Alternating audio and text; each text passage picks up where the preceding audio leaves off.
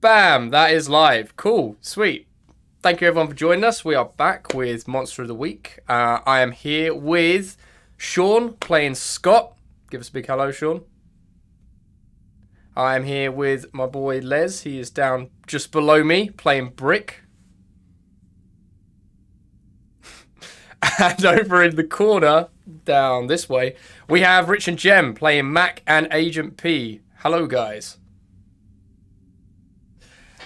We've just been doing a little catch up ourselves, but for the broadcast, you guys have been how long's it been since we played? Probably what, 6 weeks now? Yeah, like quite a crazy long time. So as a quick recap from our previous game, who wants to kick us off?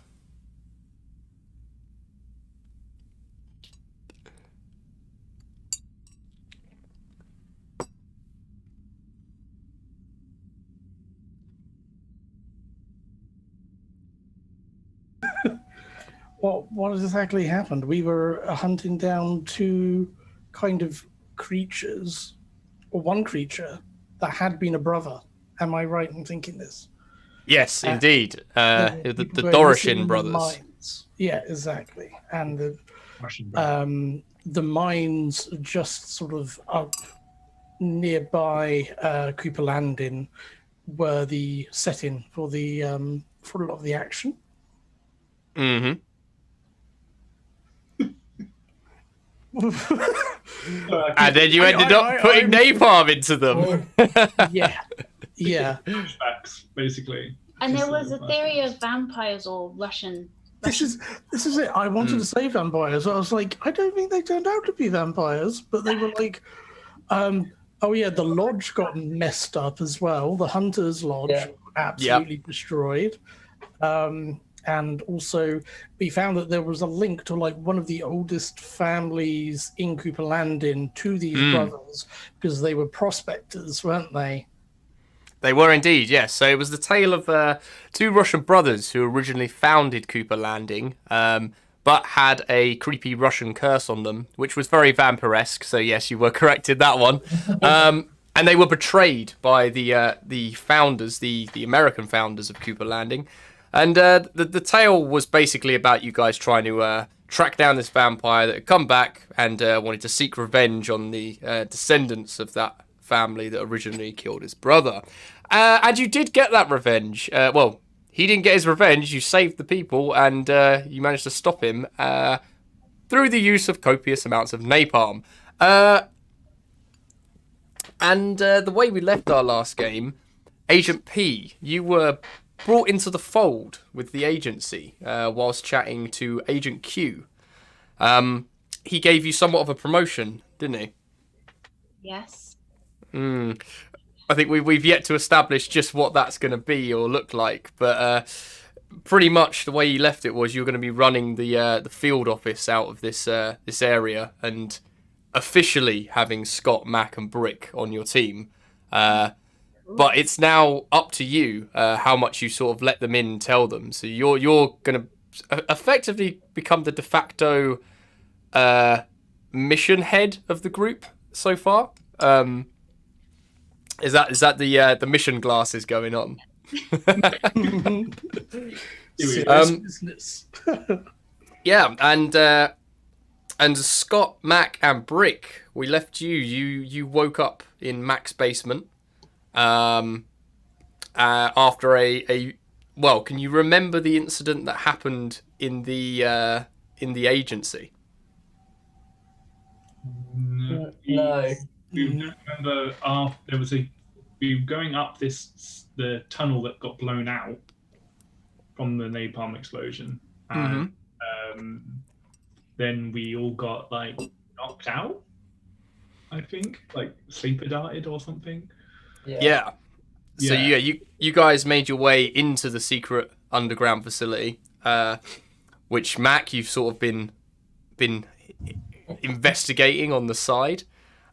You all got knocked out. Agent P, you were brought into the fold, whereas the rest of you, again, you're not government agents just yet, or if that is your goal at all. So, but you were knocked out and dumped back in Mac's room, upon which you woke up and Mac's mum and Mr. McAllister were enjoying a lovely breakfast and invited you to join them. So, jumping into today's game, it's been 2 months since our previous game. So, we're going to say it's probably going to be early summertime now, as I believe the last one was early spring. Yeah. So it's early summertime. Even up in Alaska, you know, the days are drawing out a bit longer, and the weather is brightening up. But today is an unusually rainy day in Cooper Landing for the summer. The lake itself is usually quite a hustle bustle of, you know, the kids around Cooper Landing go down first day of summer, go for a nice long swim and stuff like that. That's not the case, as it's yet to heat up as much in the. It's summer's a long time coming at the moment. How has Mac spent the last 2 months since the incident? How much has he investigated? I think he would spend most of his time either. I forgot her name. The historian Lucy. Mm-hmm. Talking and trying to get as much history knowledge with her, and spending time at like libraries or out and about, trying to avoid his mum and Bert, and taking the back door entrance into his basement as much as he can. His underground hideout. Yeah. Yeah, nice. Yeah, probably getting caught a couple of times, but trying not to. Yeah, you'll be happy to hear for it that I rolled it off screen, even though the keeper never rolls. But yeah, the relationship between you know, Mac's mum and Mr. McAllister has been going strength to strength, and yeah, there's been a few awkward family dinner nights, I would say. You know, but apart from that, you know, where he's brought round his son, and you know, he's been sat there, the local biker gang kind of kid. I think you can remember that. I think you and Scott, you had a very rattlesnakes. Yeah. Yeah. But yeah, so since then, have you been hanging out much with Brick? Yeah. If he was wanting to hang out, yeah, I would always try to spend as much time with other people, not my parents or my parent and imposter. Yeah. So what have you been doing, Brick, since the last session? I found a nice like shed to live in. I've gone to like the thrift store to try and like clean up a bit, like try to get some nice clothes. So I found myself a suit, but it's nice. Like it's old. It's old, like got holes in and stuff. It's still pretty beat up because that's how I feel comfortable, looking like I've just been dragged along a dirt road. And I've kind of been doing like odd jobs around the town to like try and survive. This shed that you're living in, Yes. is it quite close to Mac's house? Is it where is it? Yeah. It's in the garden. Okay, so I'd say probably Mac's mum likes you so much, and she's got you a fair share of soda floats. So she sort of said, yeah, you can set up shop in the shed, so you don't have to live with Mac in the basement. Nice. And Scott, what have you been up to? So, probably finding his initial funds dwindling a little bit, because I think this is like a bit more an extended stay in Cooper Landing than he planned.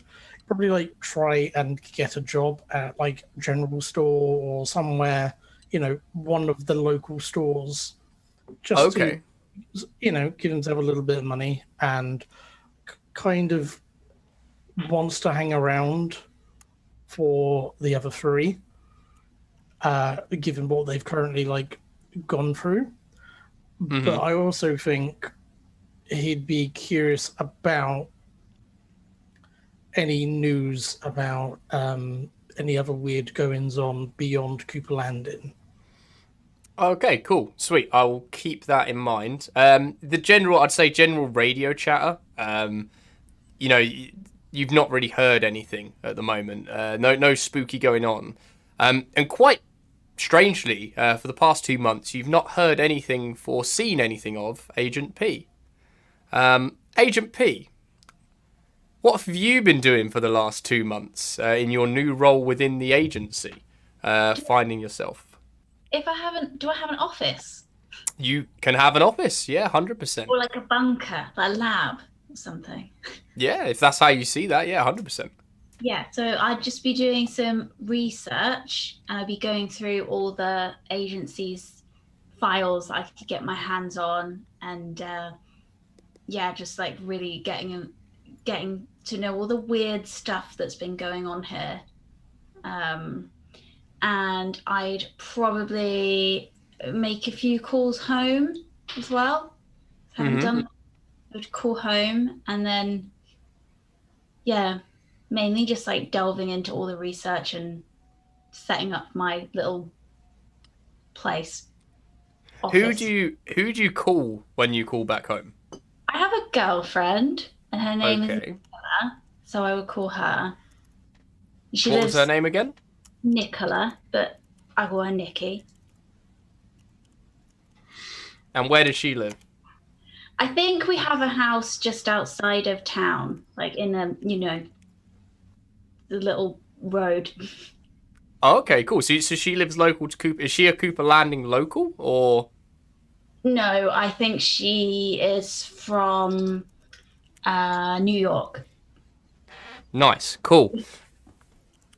I do not know how I'm gonna do a New York accent. So. And she's a writer as well. She's a writer. She stays at home and she writes. Okay, cool. Well, I think the first scene we're gonna have to do then is gonna be between Agent P and Nikki. It's been it's early morning. Nikki comes in and she's got 2 cups of black coffee, just how you like it, and you didn't have a very good night's sleep. You had terrible nightmares all evening, and awoke quite early in the morning before Nikki did. So. What would your nightmares have been about, or would you even have remembered them? Do you remember your nightmares?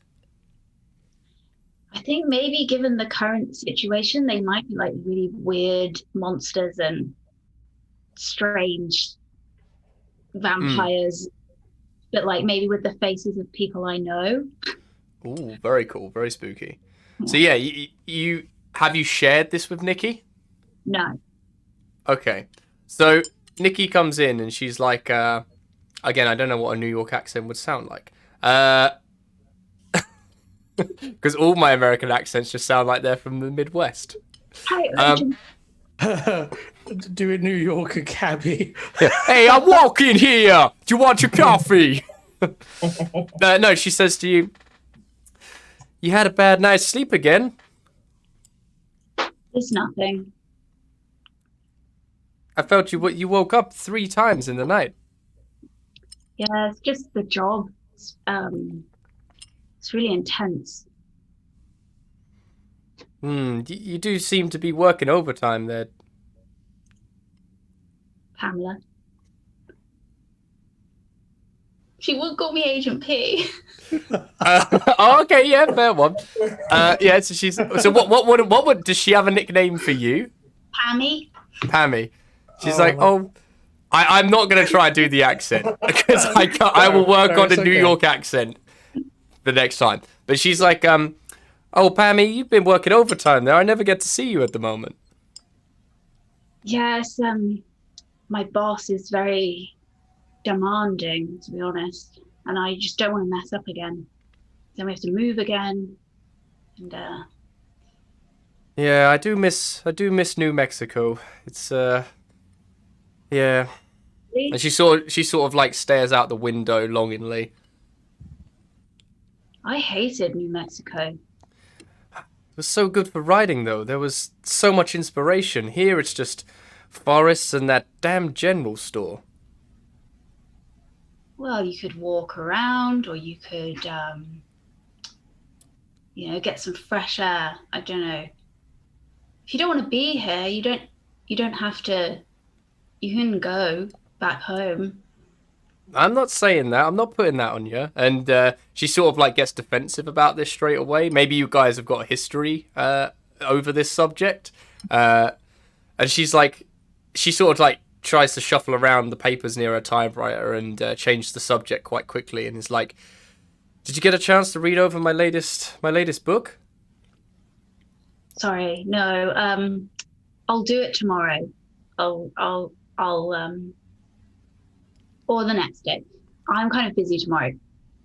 I'll do it soon. Well, I've left it in the.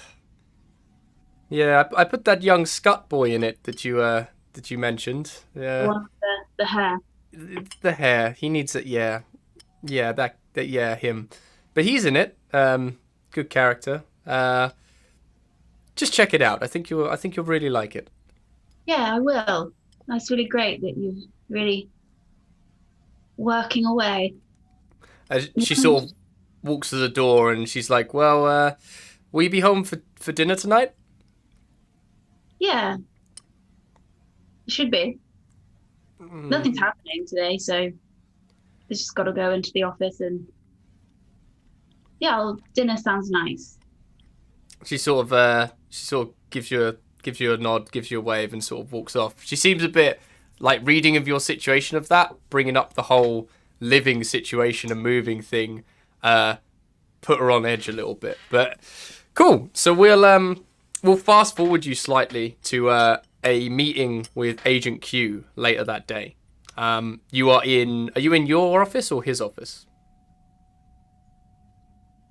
My office. So you're in your office. You're sat behind your big oak desk. You have there is a computer on the desk, right? But it's one of these like old big CRT monitor style like doohickeys with like a big spacey like keyboard kind of thing. Not very you know how everything used to be in that horrible kind of like eggshell white. Like all of it is in that. And Agent Q walks in and sits down and he says, "Ah, Agent P, you're settling in quite nicely then." Yeah, the space is wonderful, and the access to all the papers I've been reading is really great. How's how's Nikki taking moving up here? Didn't know you knew about Nikki. I know about a lot of things, Agent P. I make it my business to know my agents, inside and out. She loves it. Good to hear. Family's everything in this job. It's all you've got that's permanent. Right.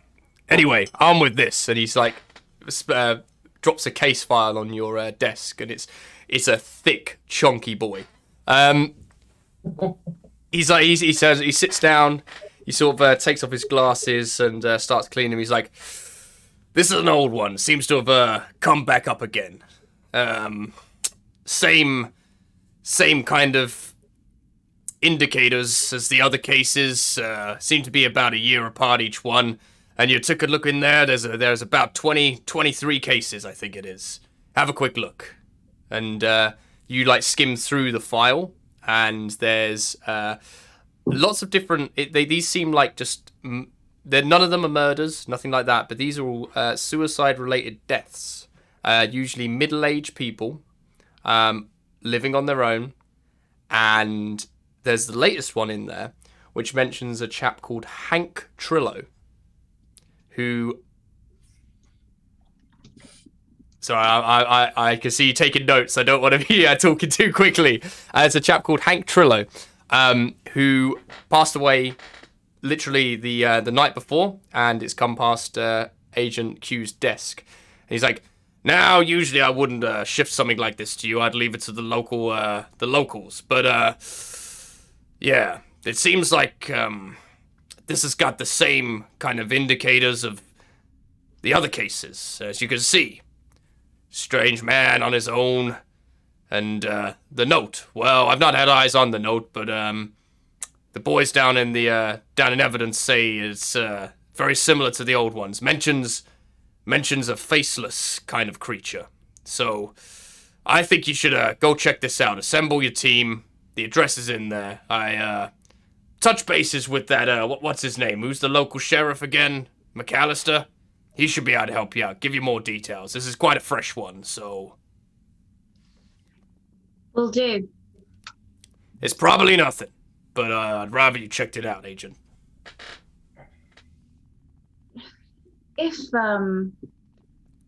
we are to come across some freaky monster again, can I please have my van equipped with some sort of cage? Well, again, the guys down in R&D, they can hook you up with anything, Agent. So you just need to swing by them, and they'll be able to, again, time frames, but yeah, they should be able to help you out with whatever you need. Righto. Thank you. Cool. So you, just to bring you up to speed as well, in that 2 months, you have been let into a little bit of the agency's kind of objectives and what they want to be doing here. So you don't know their purpose in Alaska. You don't know why this facility is being built, but what you do know is that the agency is there to stop these paranormal activities happening and to try and kind of keep the public eye away from any of these outbreaks that do happen. But as to where these monsters come from, Agent Q has been very cagey about that. He's not letting in. You may have pried him once or twice for that information, but he just assigns you a case, and that's how it goes. Cool. So, yeah, that is pretty much all he's given you to go on at the moment. So I'm going to hand it over to you guys to sort of, yeah. I think hearing that, I would go and find Scott first. Wherever is Scott? Still in the hotel? So yeah, Scott. Where are you staying at the moment? Because obviously you do work at the general store. We've established that, but you know, at Agent P, you kind of split your time between your house and the bread and breakfast. But Scott, where have you been staying? Have you found a more permanent residence yet? If there's been like a resident where I can like just rent out a room, so you know, nothing too permanent, but something a little bit maybe cheaper than the bread and breakfast every single day. Yeah, I'd say that there's probably been one of the locals in town. You know, it's quite a small town, but you managed to find a room for rent. It's just a normal basic room. Do you get on with the landlord or not? Probably like, yeah, well enough. I think is like still very transactional. Yeah. And Okay. like I don't bother them with their life. I just do my thing.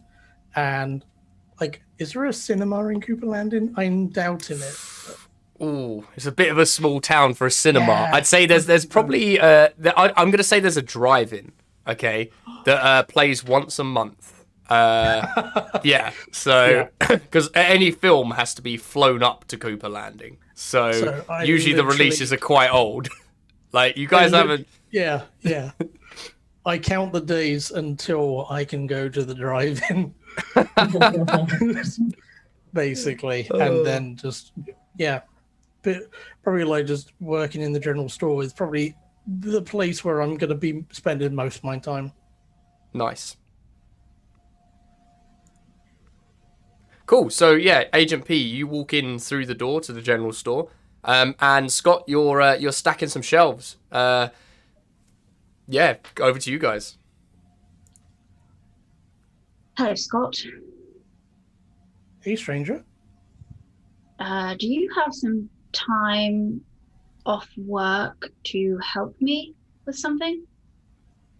Is my boss around? I'd say your boss, we'll call him Dan, right? Yeah, Dan just lets you open up now, and in fact, actually, I'm gonna say Dan is your landlord as well. So The room is above the general store, and that's kind of how you got the job as that well. makes sense. Probably how you afforded such a good kind of residence in Cooper Landing, and you don't get paid as much, but it sort of subs it with a bit of a nicer room. So Yeah, that makes sense. So yeah, he's just let you open up. Dan's away on a fishing trip because being the first week of summer, he always goes on his annual fishing trip. But even with the lake being a bit colder still and the fish not biting, he's still gone. So you're Fair there enough. for the weekend by yourself. I'm all good. What do you need? We may need to make a trip to the sheriff's office. I've been given a new case. I can tell Who you, has died? Hank. I'll go through my notes. Oh, okay. Somebody's actually died. Yeah. Hank Trillo. He was an apparent suicide, and I'll whisper now.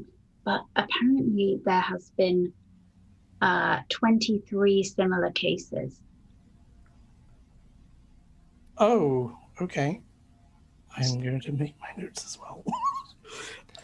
So upon looking at that file as well, you can see these 23 cases are, because I say you've had time to read it in depth now, are spread out across the US and Alaska. They're not centralized to one thing, but what seems to link them is the context in which of the note that is left, which is probably why it's been sent to your desk. And also, again, it probably has been 2 months since you've seen each other here as well. So,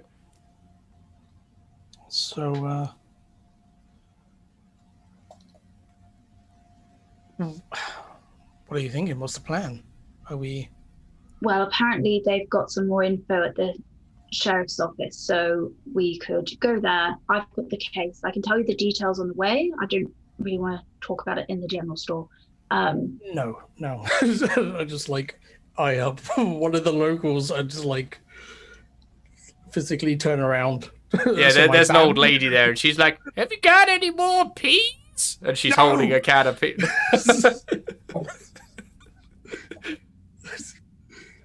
Just compose myself for a second. No, ma'am. Sorry. Oh. And she puts the peas back down on the shelf, be like, "I'll be back tomorrow for some more of these peas." And then just walks out the shop. Okay. Yeah, fine. It's fine. I'll put it on a tab. Okay. Fun job. Yeah, it's thrilling. I mean, I don't know what you've been up to for the last 2 months. I've got my own office. Great. Well, I've got my own shelves. And, they've never looked better.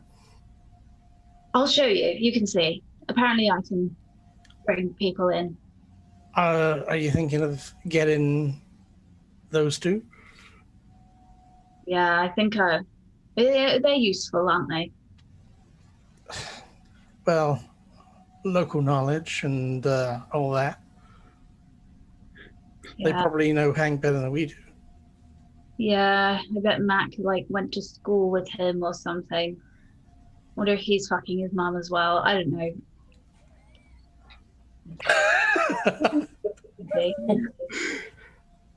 Yeah. That's not. We won't ask that first thing, but yeah, maybe. Okay. I'm gonna close early, so I'm just gonna grab the keys and sort of from behind the counter and be like, "Yeah, let's go." Can you just do that whenever you like? When the boss is not here, yes. As far as he's concerned, I've done 12 hours. Nice. If Nice. he asks you, I've done 12 hours, okay? I was never here. Brilliant. Okay. Sweet. So, To Mac's house? yeah, so you guys, I take it you've brought your van with you. You jump in your van and make your way over to Mac's house. Yeah. I will go to the back door where his little basement hatch thing is and just knock on it. So, Brick, you can hear from outside your shed a knocking on what you know is the basement door. It's like a corrugated kind of tin covering, and you just hear a knocking on that. Mac, do you hear this? Where are you currently? Are you in? Are you out? Where are you at? I think I'd be in. I think I'd be playing classic 1980s game Defender. Oh, nice. Because I guess his mum bought him a gaming console, so he would to try to get on his good side. So Okay. I've been playing Defender for a while, and occasionally asking Brick to help me with it because I can't get past certain waves of the game. But yeah, I'd probably be sitting there playing Defender. Nice. So yeah, you guys.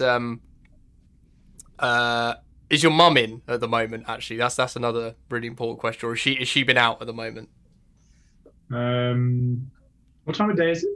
It's early morning, so it is. It's first weekend of summer. We're gonna say it's the Saturday morning, and it's because Scott had opened up already. We'll say it's probably about 10 in the morning.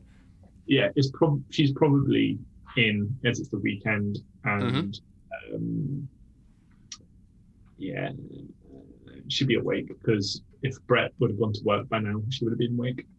So you hear from the top of the stairs. You hear, Mac, I think someone's knocking on your door. Yeah. What? Yeah. I'll get it. 1 minute. Fuck. And then I go and open the door.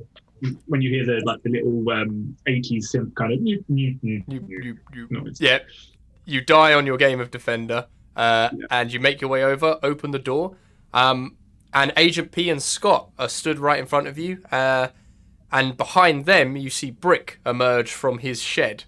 I'm not going to ask you what's in your shed. Okay, that will be a mystery to be solved in the future. Okay. Yeah. But yeah, crack on. I need a team. And I need something to do. A team for what?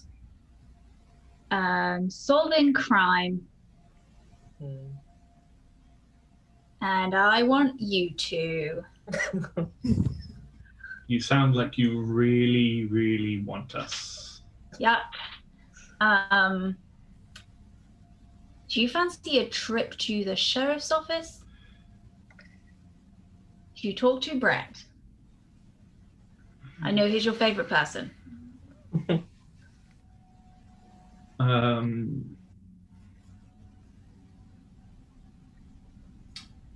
Yes. If will this? I don't want to do any talking. But okay. Do you know the name Hank Trillo? Either of you? No.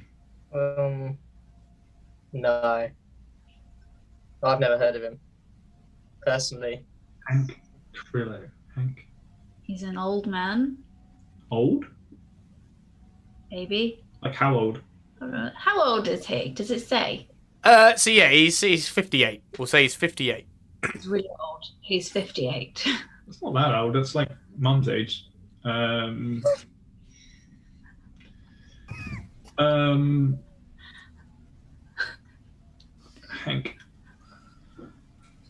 Maybe. I don't know. I'm more of a faces person. And I'll just open the file, and I assume there's a picture in there. Yeah, there's a picture of this dude in there. You do would Mac know this guy? Probably in passing, because Mac does know like most people. So what would be a good thing here potentially would be to roll your start of mystery move, which would be connect dots. yeah. It's a sharp roll. Oh. He has a 14, yo. Whoa. So what does that allow you to ask? I believe that allows you to ask a few different Ask me things. to ask. Hold 3. I can hold 3 questions. Mhm. Is this person connected to the current events more than they are saying? When and where will the next critical event occur? What does the monster want from this person? Is this connected to previous mysteries we have investigated? How does this mystery connect to the bigger picture? Which one would you want to ask? Oh, Jesus. So I would could. be describing like the faceless creature that they all mentioned in their notes. Okay. So I will say for your connect the dots, you definitely do know this guy. He again, he's like a loner. He worked for a long time in the general store before selling it to Dan. And you know, he's never had a wife, never had any kids, just chilled out by himself all the time. And then that's him. You know, he goes fishing still with Dan, we'll say, yeah. But yeah, you just knew him at school. Like people would go up and like knock on his house door and then run off and like, you know, tease him as an old man. But yeah, he's a bit of a nobody in Cooper Landing. In terms of how, again, this is connected to the whole thing, you start shifting through those notes, and yeah, there's the sort of there's a running theme which describes being haunted by this faceless, eyeless in some kind of notes. It says eyeless, some kind says faceless, and it has connecting kind of themes running through those notes describing what seems to be the same creature which seems to be stalking these people. So I'd say that's probably what you get from that, but you don't actually have the note from Hank Trillo yet because this is such a new case. So yeah. This is a little hunch that it could be the same. Mm-hmm. I'll take the files if possible. Mm-hmm. I'll be like, can I? She holds them. I turn around, I go get a map of America, I put it out on the floor, and I say, let's pin out where all these cases are, and let's see if there's like a line. Yeah, like you do that, and there's a giant pentagram, and you summon the devil, and you solve the mystery. No, I'm joking. Yeah, so you do it. There's a couple of cases, a lot in California, some in New York, some down in we'll say Florida. There seems to be no coherent pattern as to where they are. The running theme between all these different suicides is they just mention this creature. Yeah. Oh. I will probably do the when and where will the next critical event occur as my connected dots, and then I'll hold the next 2 questions just in case. So like, the next critical event that will happen as per the countdown will be at some point this evening. Woo! Cool. Now, again, because we're still learning to play this, I would say that's as per the countdown. Critical events can be triggered by the actions of the players. So as soon as we start the game, that countdown clock can completely change. So, yeah. Okay. I guess we have to go talk to Brett. Yeah, that's what I said. So. Oh, yeah. This is interesting. Faceless people. It's a bit of that's creepy. This is a Mac thing, right? This is what you like. Oh, I'm very interested. And Brick, you can. I feel like your mind powers might be good. Yeah. Wow. It's always fun to listen to the mind voices. Yeah. Shall we go ask Brett? Maybe Mac, you should ask because you have a good rapport with him, right? Yeah, we've been getting on great. Yeah. I'm gonna put some trousers on. and he's literally just got boxers on at the moment. Nice. Boxers, white t-shirt. So he puts on some cargo shorts and slaps on his hat, which is rimmed. Puts a little bit of zinc, so it's like a montage thing, like getting ready to go outside in the sun. Nice. And then I'm ready. And Magnum is like slid in the side of the shorts with a like Hawaiian shirt over the top of the white shirt kind of vibe going on. Oh wow! It's very cool. Very summery. I like it. Yeah. Look at like the dude from Walking Dead. Very cool. Very vibing. I like Daryl. What's that Sweet. Johnny Depp film where he's like, that. Fear and Loathing. yeah, Oh yeah. Big fan of that as well. So you guys, do you want to make your way directly to the sheriff's office, or would you want to stop on the way anywhere? I think I'd probably want to go straight there. Yeah, I'm happy going straight there. Do we get in the back of the van then, or? Yeah, don't touch my guns.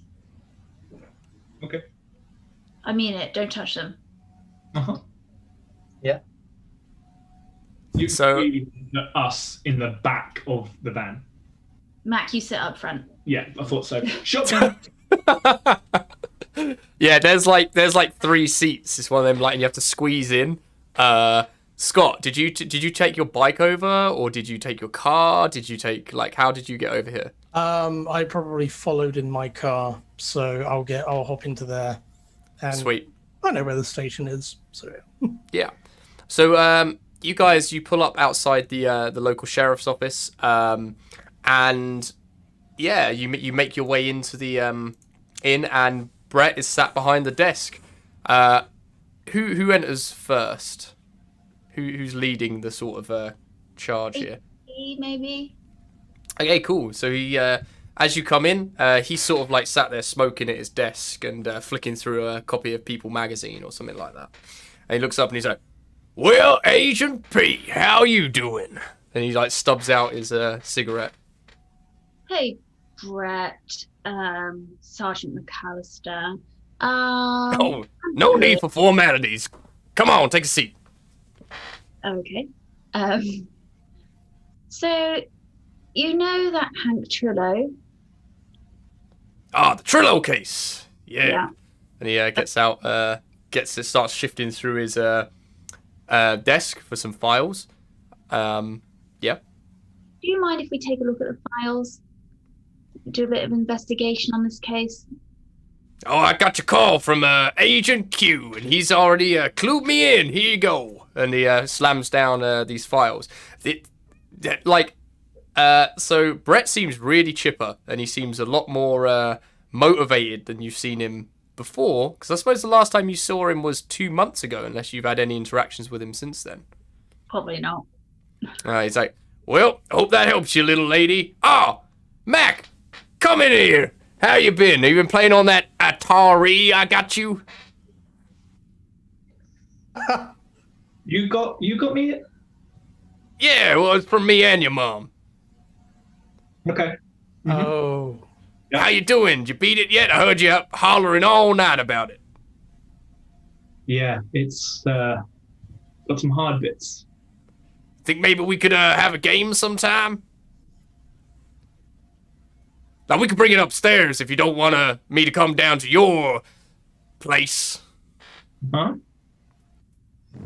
Yeah, that sounds great, Brett. Yeah. Uh-huh. He sort of lights up another cigarette and starts smoking. He looks at you, he's like, I go up to him and I pull the cigarette out of his mouth and stub out and said, "You said you quit to Mum." Just keep this between us, man to man. It's hard to quit. You owe me one then. I'll get you another one of them Atari games if you need them. that's a fair deal. That's pretty good, actually. It's a pretty good idea. And he sort of takes out another cigarette. And he's like, "So just our little secret then."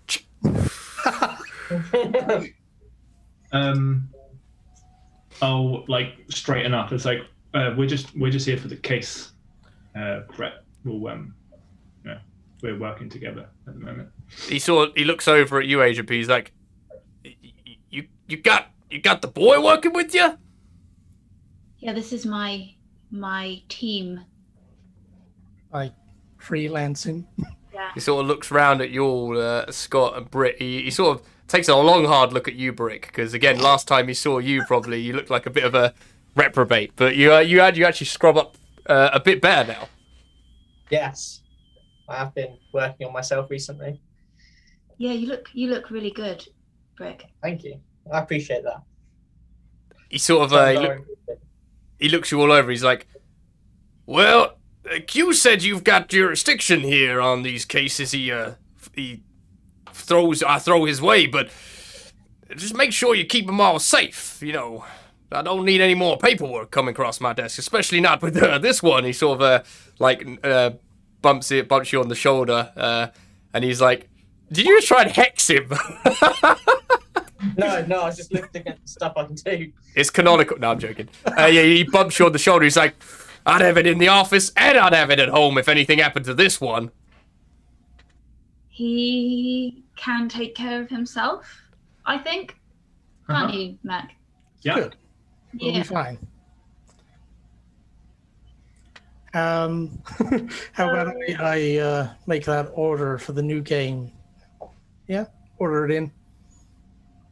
Yeah. I think. What games are out now? That's a good question. I have not done that. That bit of research. I'll have a look. I'll come up and We got a catalog. I'll have a look. We'll send the bill to Brett.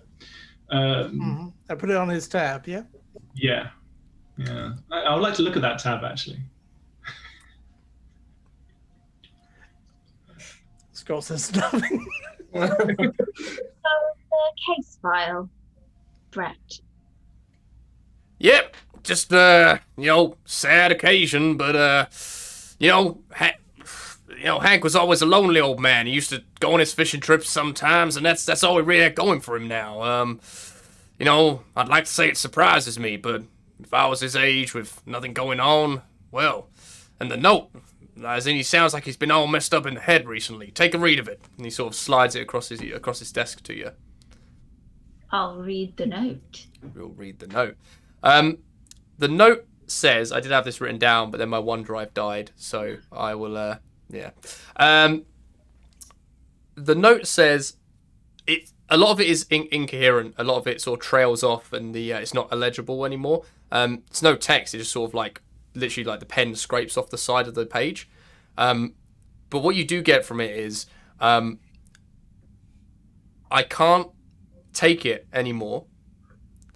He always comes. He's always coming when I sleep. The purple light comes. I must escape.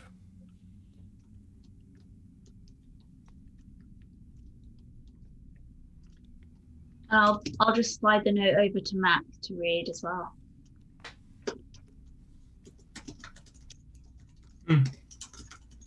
Does the note mention like the faceless or like eyeless thing that the others did?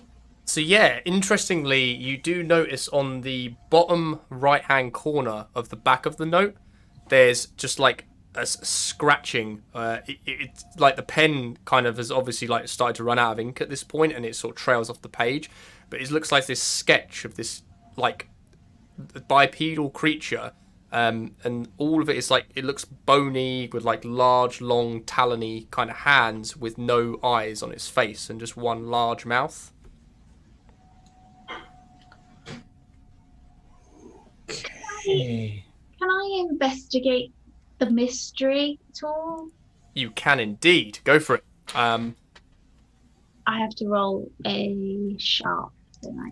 Yep, and we are using the variant rule, just because unfortunately we haven't pushed this out yet. But if you get a 10+, you get to ask the keeper 2 general questions or 1 specific character-based question.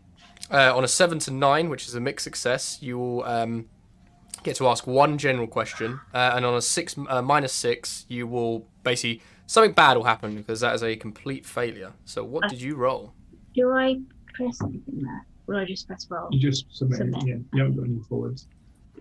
And a 9, which is a mixed success. So that means you get one general question that you can ask. Just general. Or you can pick from that list. Like that the investigator mystery list is still good. I think I want to know what this, the purple light is. Like, do I know? Have I ever heard anything about a purple light, or is there any kind of folklore about that? So upon seeing that note and knowing the other ones that you've read, as I would take it that you've read the complete case file from Agent Q, the purple light is a recurring theme in a lot of these notes, and it seems that it just is always referenced as a blinding flash of purple. Okie dokie. Did you want to use any of your hold it things? Yeah, I might do.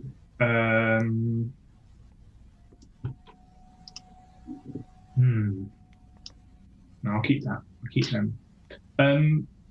Purple light. I was just having a look to see. UV lights are purple. Well, they are, yeah. That's I think it's what some of those. I don't actually know if forensics had actually evolved that far to know that that's UV what I'm light thinking. That's why I'm just did looking up. blood splatter, but in this version of the 80s, it did. It's like I think that new forensic science they always come in with those UV lights to look up the blood splatter. UV lights were invented in 1900. Yes. So yeah. I'm glad, Mac, you've been spending so much time in that library with that Lucy girl. It's good to see you've got some friends now, son. Well, yeah, Lucy. Mm-hmm. Oh. So I was thinking UV lights. I've heard something about UV lights with. It's a bit out there, but I've heard a thing about people using UV lights to see spirits. Like, I know it's mainly for like blood and like that kind of thing, but people have like scanning like things and they've seen like the occasional spirit. You know, like if you could capture, you've seen those photos in the old cameras and they've seen you see that little ball of light. Like people have seen that, but with UV lights. But I don't know. That might be something completely different. This might be something completely different. Yeah, that's very Ghostbusteries. I'm guessing we don't have any UV lights in Cooper Landing. Well, the forensics team usually brings them. I don't know, maybe you got any up there at that fancy agency HQ of yours? They might do in R&D, because I know what that is. Maybe they've got some there. That is research and development. Yeah. We probably do. It might be wise to get some of those then. Out of game question, what year is it? 1987. 1987. So Ghostbusters has come out. Good to know. It has, yes. I have done my research, don't worry. So pre-stream, me and Sean was sat there like, yeah, I didn't make a note of the year. Did you, Sean? He was like, Did? I probably did, to be honest. Yeah, no, luckily we found it. I genuinely thought I was going to have to watch like 4 or 5 hours worth of footage just to try and remember the year. No. But luckily Sean is much better at notes than I am. So, but sorry. My notes also say it's 1988 now. Oh, so actually, yeah, it's 1988. But there you go. Yeah. Well, I think we started in 1987, the We winter started, of like, 1987. Exactly, it was like December, like the week before the Christmas. Hence why we did that monster. So yeah. But nice. But yeah. So Brett will just like you. Well, I don't really know what else I can help you with. You can see the scene if you want. Oh yeah. But unfortunately, my deputy's out today. He's said he was going on some big fishing trip or something. With his granddad. I don't know. Connor. Yeah, I think Connor. That's the one. That's my deputy. He said he's out today. Yeah. Is So Granddad down? what? Yeah, might be. I don't know. I don't ask him what his granddad is. Oh, okay. It's a small town, Scott. It is. I'd love to see the crime scene. Also, how did he do it? It's all there in the file, but he sort of slaps a magnum, not a magnum. What's a snub nosed 48 or 45, what are they called, on the desk. He's like, not a pretty way to go, and he just sort of puts that on the desk. That's what happens when you legalize guns. Oh, you ain't one of those take away my freedom folks, are you? I'm just from England. I've got a British accent, so. Well, over here we like our freedom full of lead. Amazing. To their own. Full of lead.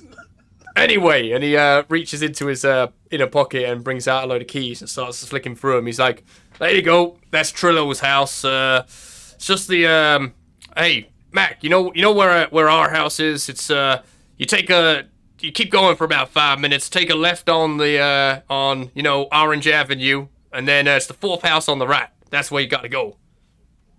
So you know it by distance from our house.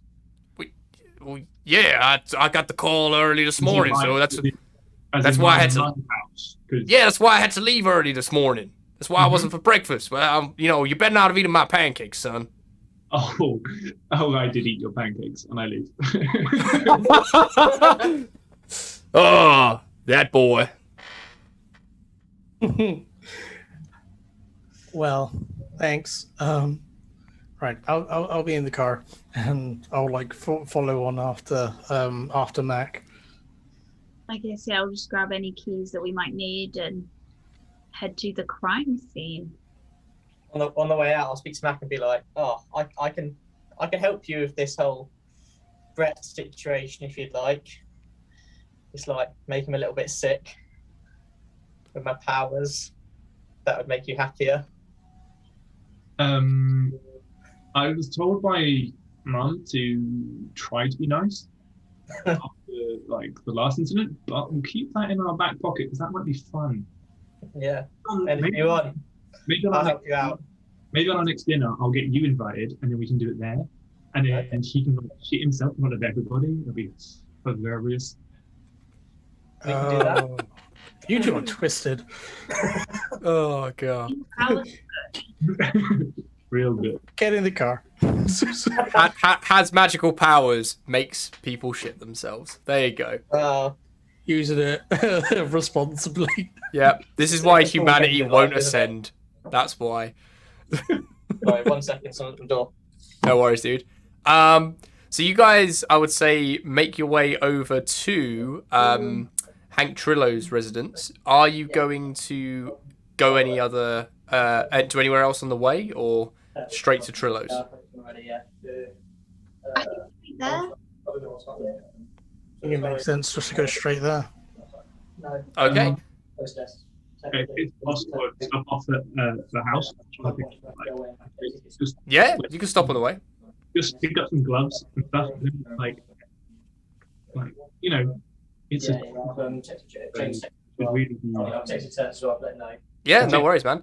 So you like on the way you stop. Your mum's out. So you manage to do you go in, pick up all your sort of like, have you got like a DIY crime scene kit that Mac has now? Yeah, it's like pliers, like picking up stuff, little baggies, little like marigolds, gloves, because like reusable, good for the environment. Not really, but yeah. And like glasses, just in case of things splatting and all that lot. And yeah, and then I also go upstairs and I make sure that the pancakes that I didn't eat, I take them out and I bring them with me so I can eat them on the way. And I grab a couple. I grab 4 Cokes out of the fridge and bring them with me as well. Okay, cool. Yeah. So Mac appears back into the van with a kind of like a Tupperware box full of pancakes and 4 Cokes. Yeah. I'm assuming they're for everyone, not just for Mac. Yeah, I hand them out and like it's getting hot. And I'll be like, does anybody want a pancake? No, I'm gonna actually stop off at the general store for snacks. So Oh. I think I better go the same way then, because we won't be getting very far.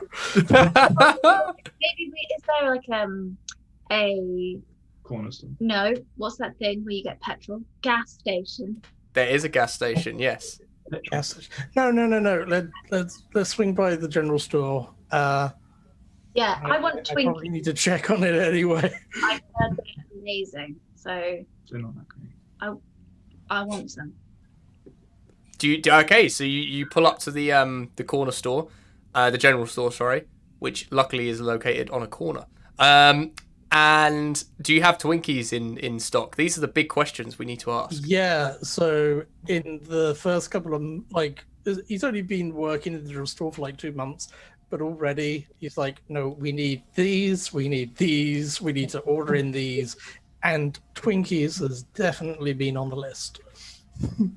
Nice. So I'll get all the Twinkies. Oh, brilliant. Okay. Yeah, I'm gonna say there's like 2 boxes of 25. Shall I shall I start an account in the agency's name?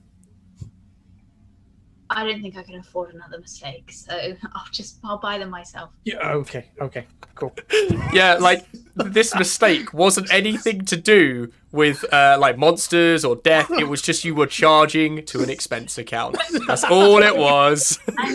And like, I also want to try like the sugariest drink that you have because I just live off coffee and sugar. That's it. Mm-hmm. Okay.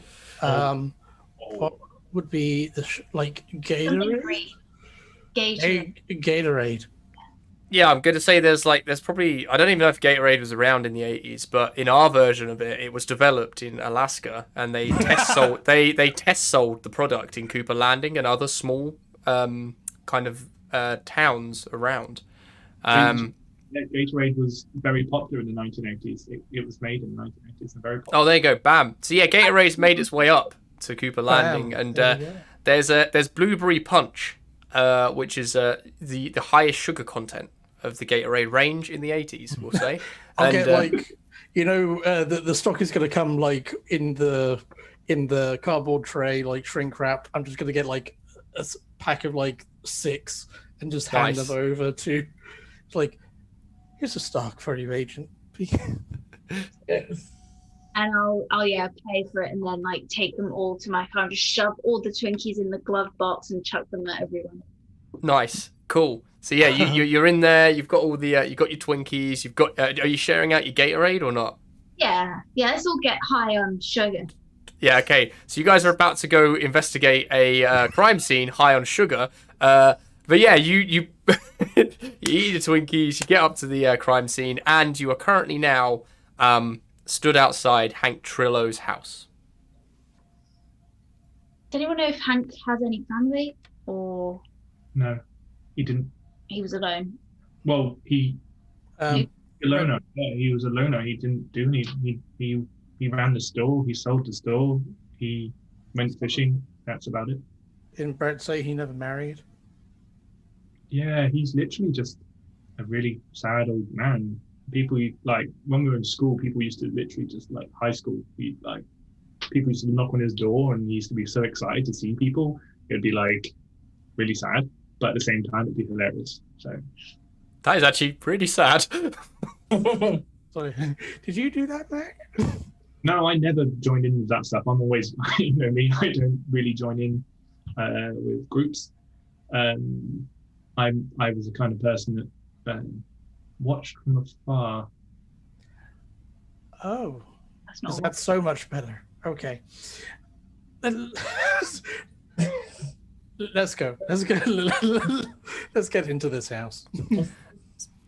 So across the I've door, got, like- there's Oh, sorry. I was going to say, like, I'm going to go into the boot of my car and take out my trusty hockey stick. cool. And I believe I Do you don't have a. Leatherman jacket as well. What's that? You have a Leatherman jacket. Yes, and I probably got that dry cleaned, and I'm going to wear that. Yeah, because after your last adventure, that was quite muddy and bloody. Yeah. So I got that sorted out, but I'm wearing that now because that gives me a little bit of protection. I remember. And yeah, I got my little pocket knife as well. So Yeah, Agent P's got her. What gun do I have? Do you have a She 9 has a mil? 9mm. She doesn't bring in her sniper rifle. She leaves that in the van. Yeah, so sniper rifles in close quarters probably not a great. No. no, Nice. So you got your 9mm on you. Mac, you've got your Magnum. I've As got my always. Magnum and my torch, which has a sticker on it which says Connor. I completely forgot about that. That's great. And Brick, you have your mind as your weapon. I've got But my big knife as well. nice. Now, I don't expect we need to use these because it sounds like it was a haunting of the mind. no. Last time I did not have my stick. I kind of wish I did. So I'm not taking any chances now. Okay, let's all stick together. Mm-hmm. Yes. Yeah. So the front of the door is covered in some very like haphazardly put up crime scene tape, which you're able to just like take down, and the key fits in the door and opens up, and you hear this as it opens the door, and inside it's just a very dusty, dark, dank house. All of the kind of windows are boarded over with either from the inside with either curtains, and the ones where curtains aren't available, there's like newspaper that's been put up. Yeah. God, like, how does it like? This is a weird question, but like, how does it smell in here? Like it smells damp, right? But that's probably not to do with the dead body. That's more just a case of it smells damp because this house is old and mouldy. And as you step into it, you can literally see the dust peeking through little bits of the light, where the newspapers kind of started to peel away. And you can see there's like mold which has started to grow on the inside of some of the wallpaper and stuff like that. This house has not been cared for at all for years now. Mm-hmm. I'll turn on my light and I'll just say, I guess we look around and check the bottom floor, then check upstairs. We didn't. Does it say in the case file where he? Yeah, I'll have a look at the case file and see where he was found. He was found up in his bedroom. So I'll head up to his bedroom. I'll Cool. head down. I'll go downstairs and look around downstairs. I'll stay with Mac. Okay. And Brick? I'll just check out the ground floor. Okay, cool. So it's a 2-story house. So you make your way upstairs, Agent P, with Brick. And again, the same sort of scene greets you, where it's all like this wallpaper starting to peel off the wall. All the mold has started to grow up the like wooden border trim down at the bottom of it. And you can see, again, there's some crime scene tape down the end of the hall over one of the doorways. And you would assume that is Hank's room. Mac and Scott, you are making your way around downstairs. What are you looking for in particular? Anything in... I would suggest we check out like the kitchen area first and see if there's a basement as well. I just want to see if there's any like routines or anything like these. If that scratching of that drawing was on the bottom of the paper, is that a reoccurring theme anywhere else in the downstairs? As in, like, is that a thing that he was doing unconsciously, or was it something like, was it on a piece of paper on top of that piece of paper? You know what I mean? Like, as it pushes through, is it that kind of like mad scrawling, or is it a conscious thing? Okay, cool. So I'd say you're probably trying to investigate a mystery at that point. Yeah. And Scott, I don't know if you want to try and help out here, or if there's a specific thing you want to ask. Try and help out on what Mac wants to do. Go for it. Let's see how that goes. See how you roll first, then I can add stuff to mine. Oh, I failed. It's a 5. That does mean I get my 5th experience point, though. Yep. So I level up again. Again, if you know how you want to level up, feel free to do it mid-session. No worries. And I didn't cover this at the start. That was my bad. But all wounds you guys had from previous as more than healed at this point. Because I know you got pretty battered last session. But Mac in particular. But luckily you're fully healed. So just cover that little bit of admin. Yeah. So should I do an investigative mystery then? Yeah. 10. Nice. So 10 is a complete success, which I believe means you can ask 2 general questions. So going by there, your first one seems to be you want to know about routines and if there's anything in this house to undo that. You can, upon further investigation, you can literally see there is a path. So the stairway and the main entrance seems to, the dust and on the banisters and stuff like that seems to have been kicked up and disturbed to the point where loads of people coming in and out of the house, yeah? But as you make your way further around, the footprints get fewer and fewer because people have not as many people. Probably Brett himself is that, and that's it. And Connor have been in, and that's it. So you can see 2 or 3 of their footprints, but there is a distinct line where Hank has made his way downstairs to the kitchen, got some food, come back up, and gone straight back up to his bedroom.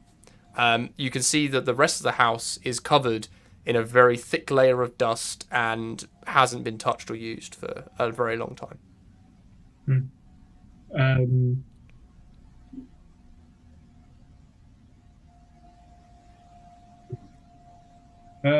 Okay. After seeing that, I'll go to the place where he picks up his food, kind of thing, like get what he's been eating or doing some kind of thing, and then I'll literally retrace his steps. I'll trying to get into his psyche, kind of like retrace the steps, open it up, pick up the food, put it on a plate, walk up the stairs, kind of thing. And just... Okay, so as you do that, you see that you open his fridge and there's loads of mouldy food on the bottom layer. On the top layer, it seems like he'd probably done a shop a couple of days ago. There's like a couple of bits of fruit, a little bit of like old rice pudding that he's probably cooked and eaten at some point. Pretty grim. And there's like a half-eaten sandwich in there. So you pick up the half-eaten sandwich and you put it on a plate and you start to retrace your steps back upstairs. Scott, are you following along with this, or... Actually, because you failed, I'm going to take a move against you and say that you start heading down into the basement. Cool. Check that out. Cool. So, Agent P and Brick, you have been making your way upstairs and start moving down towards where this crime scene is. And that's where we'll come back into your scene there. I'll just enter his bedroom, and as I enter, I'll kind of say to Brick, can you use your mind powers to detect any weird stuff?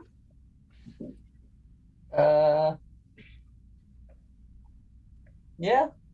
I'll just do read a situation. Yeah, Is it read a situation? Or is it the which one is it? Investigate a mystery? So I'll just do investigate a mystery. So you can investigate a mystery to look and like investigate the scene and stuff like that. But if you want to use your kind of spooky mind powers, I believe you should have a move for that. So while you're looking at that, I'll sort of set the scene for the room. Yeah. As you take down the crime scene tape, the door just knocks itself open. It seems as though the lock on this had to be forced open and broken, and the handle is no longer there. It's just a splintered bit of wood where someone's had to force their way in. The room itself is completely dark, apart from one curtain which has been pulled down, and you can just see this shaft of light echoing across the room with this sort of like dust particles in it. On one side of the room, there is a sort of wardrobe cupboard kind of thing that's like one of those built-in wardrobes. And on the other side, there is a bed. On the bed, there is like these kind of quite torn up old sheets. And all the wallpaper is sort of starting to peel off the wall here. Same as the rest of the house. It's very decrepit, not very well kept at all. And it's the first thing that hits you as you open this door is the stench. So, Agent P, you've smelt dead bodies before and stuff like that, and that is definitely in this room. But again, the overwhelming stench of damp and mold is just horrific. As the shaft of light kind of penetrates across the room, you can see a large blood splatter up the top, going up the top of the back wall, and that's all you can kind of see so far without investigating further. Yeah. The only really weird power I've got that can help is Jinx, where the target loses something that we will soon find. So you can use some magic if you're trying to do something like basically use your weird if you're trying to, but you sort of need to think how you want to use that magic, because if you get a mixed success or fail, you get a glitch. So if there's something you want to particularly do. My stuff, I'll say to ADP, my weirdness only really works on like alive people. Yeah. I can't really do anything to the dead. You could definitely use like your magic to kind of try to read the room, or because it's already been established canonically that you have this kind of like psychic connection with certain things. So you could definitely use it in that way if you wanted to. Yeah, I'll do that. Ah, Stanley. Okay, I'll roll That's him. weird and try and find out what's been going on. So, 9, mixed success. So 9 is a mixed success. So that means okay. So to set the scene for you, are you trying to read what's happened in this room or what might be there, or how are you trying to use this magic? Just like trying to find out like what might be here, like what's gone on. Because if I go figure out what's gone on, I can figure out like how it's all gone down. Hopefully. Okay, so you take a step into the room and you instantly go, as you speak to Agent P, you go into your magic state, which remind me, how does that look? Like my eyes like gloss over black and like kind of it's like green aura around me. Nice. So as you do, you feel yourself leave your own body and you're sort of hovering above. Agent P, you can't see this. This is sort of an out-of-body experience for Brick. And you see yourself walking over to the bed.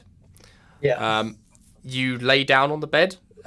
Agent P, you see Brick glaze over, black eyes with a green glow, and he walks over to the bed and lays down on the bed.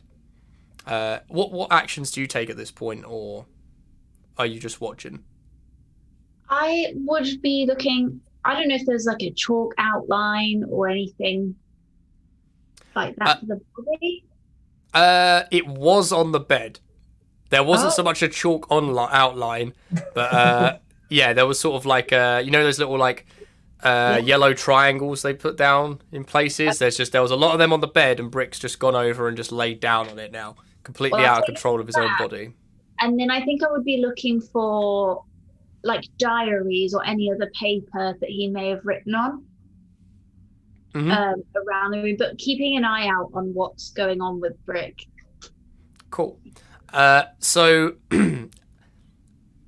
Brick, you you're laying there and you're watching this and you're feeling the emotion at the same time of what's happening, and what you feel your body feeling is fear, and you're actually what you're fearful of is falling asleep. Okay. But as the tiredness takes over your body, you see your eyes slowly starting to fall, and they close, and everything's silent for just a few moments. And then all of a sudden, there is a blinding flash of purple that envelops the entire room. Where does it come from, the purple? The purple emanates from the wardrobe. And as you do this, the door slowly creaks open. And Agent P, you see the door slowly creak open behind you. And from it, you don't see this, Agent P. Brick, you do. Yeah. This large, kind of scythe-like hand makes its way out, and then a second finger comes out and grips into the wall. And Agent P, you see these sort of, you look up, and you see these two dents start to make their way into the ceiling itself, bursting through the wood rafters, and a fourth one happens, a fifth one happens. I want to slap Brick awake. You run over to Brick and you slap it. Brick, you feel a slap across your cheek, but you're unable to bring yourself out. This is because it's a mixed success. Agent P, you could try and help someone out here potentially. I have a thing where I can leave no one behind. So if I try and help someone escape, I can help them escape. So I'm gonna be trying to like drag him out the room. Okay. So roll a act under pressure in that case to see, because Brick is a fully grown man who is under the kind of using his magic currently. Act under pressure. Which one is this? Oh, this escalated quickly. Isn't it? It's a school. So I project. can add up to +3. Then Good. you get the bonus back. Oh, I'll just do it normal. 10. 10. Oh, yes. 10, nice. So you do manage to like slap Brick so hard he out for a second. Brick, you are pulled back into your own body, and then you're snapped out of it again.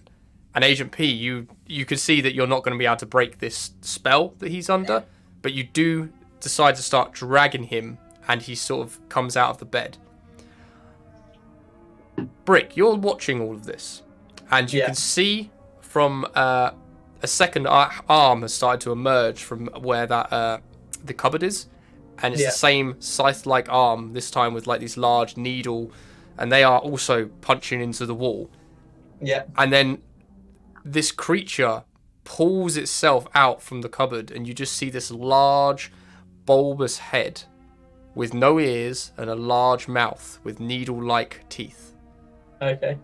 Behind it, there are no eyes, but you can feel this thing is just screaming at you. And what is screaming is the word feed. Hungry, feed.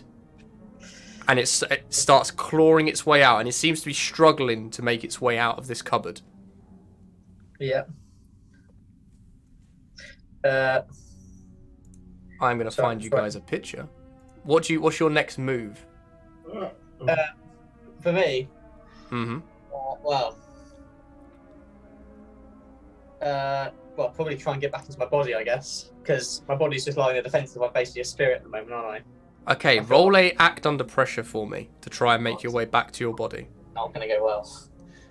That's a cool roll, isn't it? I believe so, yeah. I'm not a cool person. The suit is so cool. Submit. 8. An 8. So I'm going to give you a worse outcome, hard choice, or a price to pay. Yeah. The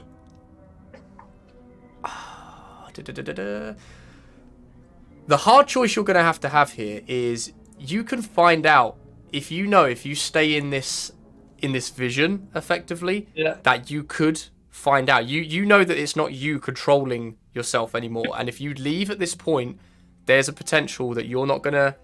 This creature might still keep coming, but you might Yeah. not find out exactly what its intents were. It's just what you originally set out to do. However, if you leave at this point, there's a very good chance that you will be able to get head start on this thing. Yeah. So you kind of have the hard choice of you can stay and risk it, or you can leave and get a head start on this thing. I'll stay and risk it. So I've got luck and stuff. So Nice. we'll stay and risk it. We'll go ballsy. Burn Try through and that find out luck, what's going on. baby. Burn through it. So as you are trying to make your way back to your body, you make your way halfway and you turn. And you see this creature, and it has fully clawed its way out at this point. Yeah. I am going to drop a picture into the thing, if I can work out how to do it again, because I didn't last time. I was very bad at it. Why won't it? Oh no, Sean, it's gone all wrong again. I wish I could control it for you. I know. Don't worry, I'll work it out. Just click and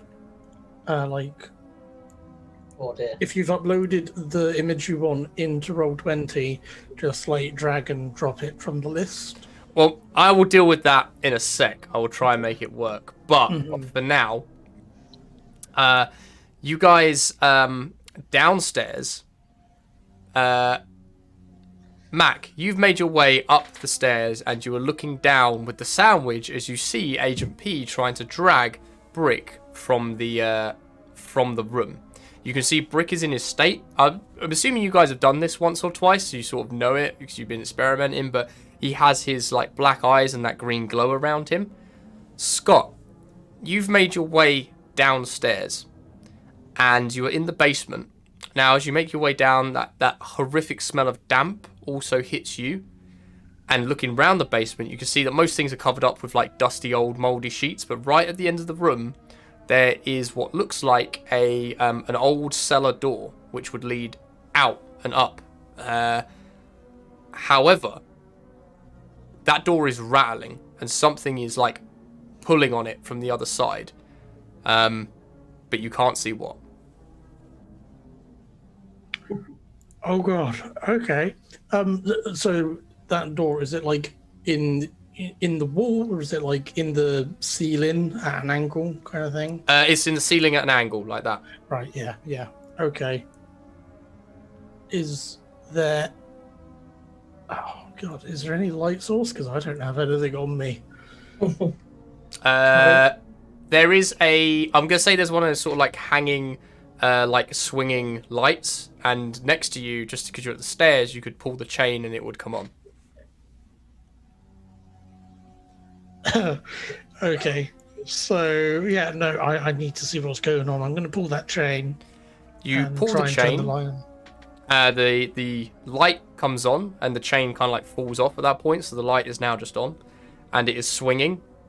And from the other end, you can see that the wood is slowly being pulled and splintered apart to this basement, but you can't see what's pulling it. Again, you just see that it's being ripped out and pulled apart. Oh god. Does the door look like it's locked or chained or barred from the inside? Nope. It's not locked, not chained, nothing like that. Oh shit. Okay, I'm going to I'm gonna head back to the top of the stairs where the door from, I'm assuming, the kitchen is. And I'm gonna just sort of hold my ground there with hockey stick in one hand and then my other hand on the door ready to try and slam it if whatever it is comes this way. We will freeze you there then, and we will jump back up to Agent P and Brick. So I have finally managed to make it work. So if you do look over to the Roll20 stream now, it's a bit... This is what is emerging through pulling itself out. You can see it's got sort of this stitching along its mouth, and half of it has been ripped away, and those needle-like teeth are sort of protruding from it. And it is making its way towards you. And as it does, it's actually turning into this scaly creature with the body, they're almost like fish scales, the body. with these like large hands, which again it retains its scythe kind of thing, but what looks like really muscular lizard-like legs, and the head is slowly turning into what looks like a shark, effectively. But it still retains. It's not got any of these eyes, no features like that. It's just got this stitched mouth with these needle-like teeth moving towards you. It's actually on the ceiling, upside down, smashing into the ceiling as it pulls itself towards your body, Brick. Agent P, you can't see this. You can just see these large bits of wood and plaster falling from the ceiling as it pulls itself along. I want to shoot to where some of the wooden plaster is falling. Okay, So cool. Like, I'll like judge it to be like just in front, you know, so like its next movement. Cool, sweet. So roll a act under pressure for me. You are still, because you did roll a success previously, you are still able to pull Brick, and you are now at the door, I would say, with Brick. Did I do it? Yeah, you Did need it to wrong? go onto the.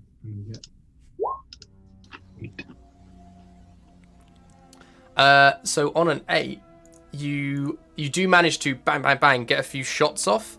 But I'm going to say that the price to pay here is going to be that you only manage to get Brick to the door before you get these shots off. Brick, you see Agent P pull her 9mm and takes aim at the creature and then moves it to where she thinks it's going to be next. And she shoots and it sort of stops in its tracks. And it stops mutating into this shark-like creature and looks at where these bullet holes have hit, looks down at her, and then looks at you, but not your body, directly where you're hovering. Brick, what is your biggest fear? Your deep down fear that you've not told anyone? That my my character's being weird, be like my dark side, like all my addiction and pent up violence that's inside me. From where I accidentally, when I was young, I accidentally burnt the house down and killed both my parents. Okay, cool. My powers. So this thing turns and looks at you, and through half of its stitched up face, it can't move. But through the other side, you just see it smile with these needle-like teeth protruding and piercing through its flesh as it begins to mutate into you.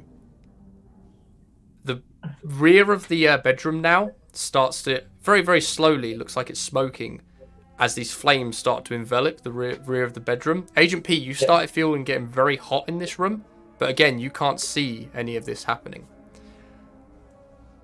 And it does look like you, Brick, but your skin is all grey, and you can see that there are your eyes, they are permanently this colour of black, and it starts to claw its way towards your hovering body, Brick. Matt, what are you doing?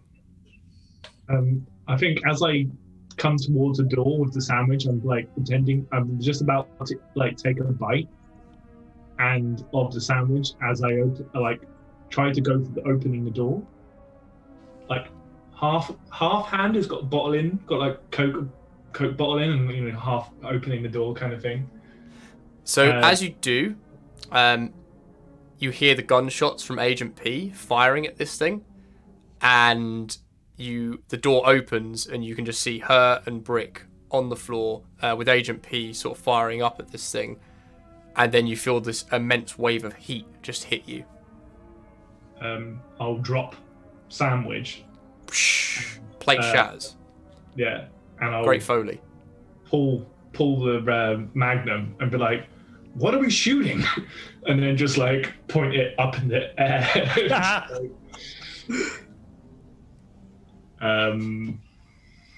And have a look. Literally just look around whilst. Yeah. I can imagine the flashlight that I had on is in my back pocket of the cargo trousers, pointing up behind me. So I've got this like really lit behind. Nice, very cool. Yeah. I like that. Agent P, how do you react to Mac's entrance to this scene? So he's like on our level now. Yeah, so he's with you effectively in the door. He's retraced the steps of Hank all the way up to the top, and he is now with you, heard the gunshots, burst through the door, and seen you finishing taking your shots. Brick, wake up, and there's something crawling along the ceiling. As Agent P says that, another load of wood falls down, probably about 2-3 meters ahead of you, as the creature seems to have changed direction, making its way towards spiritual Brick that you can't see. I'll just like, what the fuck is that? And then I'll just shoot as well. Okay, Like, cool. invisible things. So you let out, you shoot your entire, is it a 6-shot magnum? Yeah. I'll just shoot 3 shots because you should always keep some in the barrel. Nice. Yeah, you shoot 3 shots out, and again, Brick, the creature freezes, and then continues to make its way towards you. Go, Brick. Can I use magic to attempt to communicate with it? Because I Go can for communicate with something that I don't share a language with. Go for Try it. and find out. Yeah, so roll weird. 10, success. Nice. So what are you saying to it? This thing is making its way to you. You are literally staring at like the evil version of yourself, as if you let the darkness overcome you. As Be like, what? Just be like, why are you doing this? Why are you torturing me? the thing just keeps saying to you in this raspy, whispering voice, "Hungry feet." Cool. Oh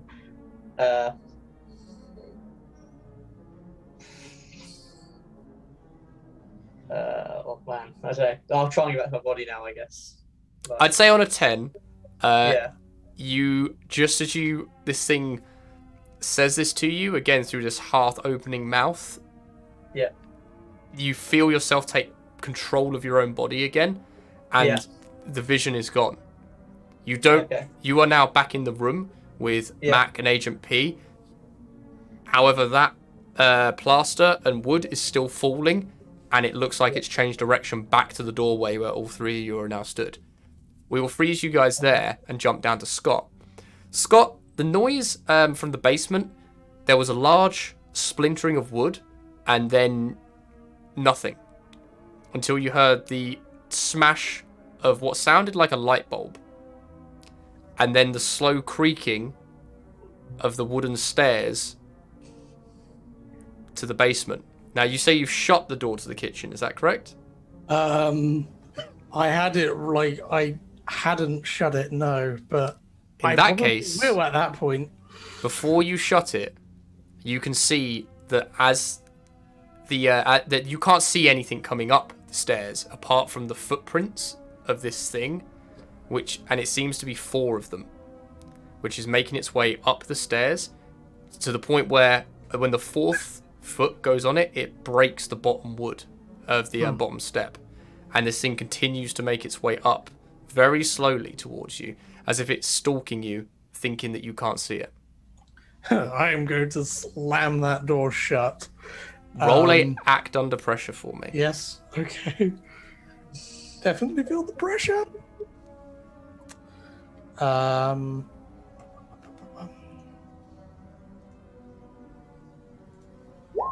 Big success. Okay. As you go to grab the door, I'm going to give you again, this is going to be a worse outcome. So you go to grab the door, and as you slam it shut, you actually manage to, this is old, decrepit, moldy wood. So you slam it shut, but the lock itself, the locking mechanism, buckles in the door, and it sort of jimmies itself shut, but you're not sure how long that's going to hold. What do you do next? Oh god, I'm just gonna like scream out, just out into the house and just be like, guys, I got company. It's just like desperately, I'm gonna, with the hockey stick, I'm going to like try and hold it against the door. All 3 of you hear that. With my weight. I want to try and drag his body out the room. like completely, and then I have a grenade that I want to throw in there. Okay, so as you go down to grab Brick, that is at the moment where you see his eyes just come back to normal. The black leaves him, and the green glow from around his body just dissipates completely, and you see Brick is back in his own body again. Brick, Yeah. I'm here. I'm back. we need to get out of here. There's something crawling on the ceiling. Yeah, I know. I've seen it. It's not nice. I'm gonna throw a grenade in. You gotta get it. You gotta kill it. I'm fine with napalm, but I draw the line at grenades. Grenade's bad. It's a grenade in a crime scene. So no, that's that. I imagine that is what Mac would be saying. Is this creature is starting to move its way towards you slowly. What is your guys' decision? Are you throwing this grenade and running, or are you just running? What are you doing? Oh fuck Throw it! the It's a crime grenade. scene, isn't it? If Agent P has the grenade up in the air, in her hand, like showing it, I go, and I pull the pin, and I go. Okay, I'm gonna say Agent P roll a act under pressure. Good. and- I am going to add some to it because I can do that. I can bottle it up so I can get a +3 bonus for each one you use. They keep a hold to one. Blah, blah, blah, blah. Okay, act under pressure is cool.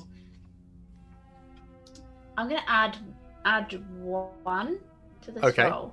So. Ooh. 15. That is a big roll. So yeah, successfully, Brick, you managed to get to your feet. Mac, you pull this pin, and before Agent P even rolls it, you are halfway down the stairs.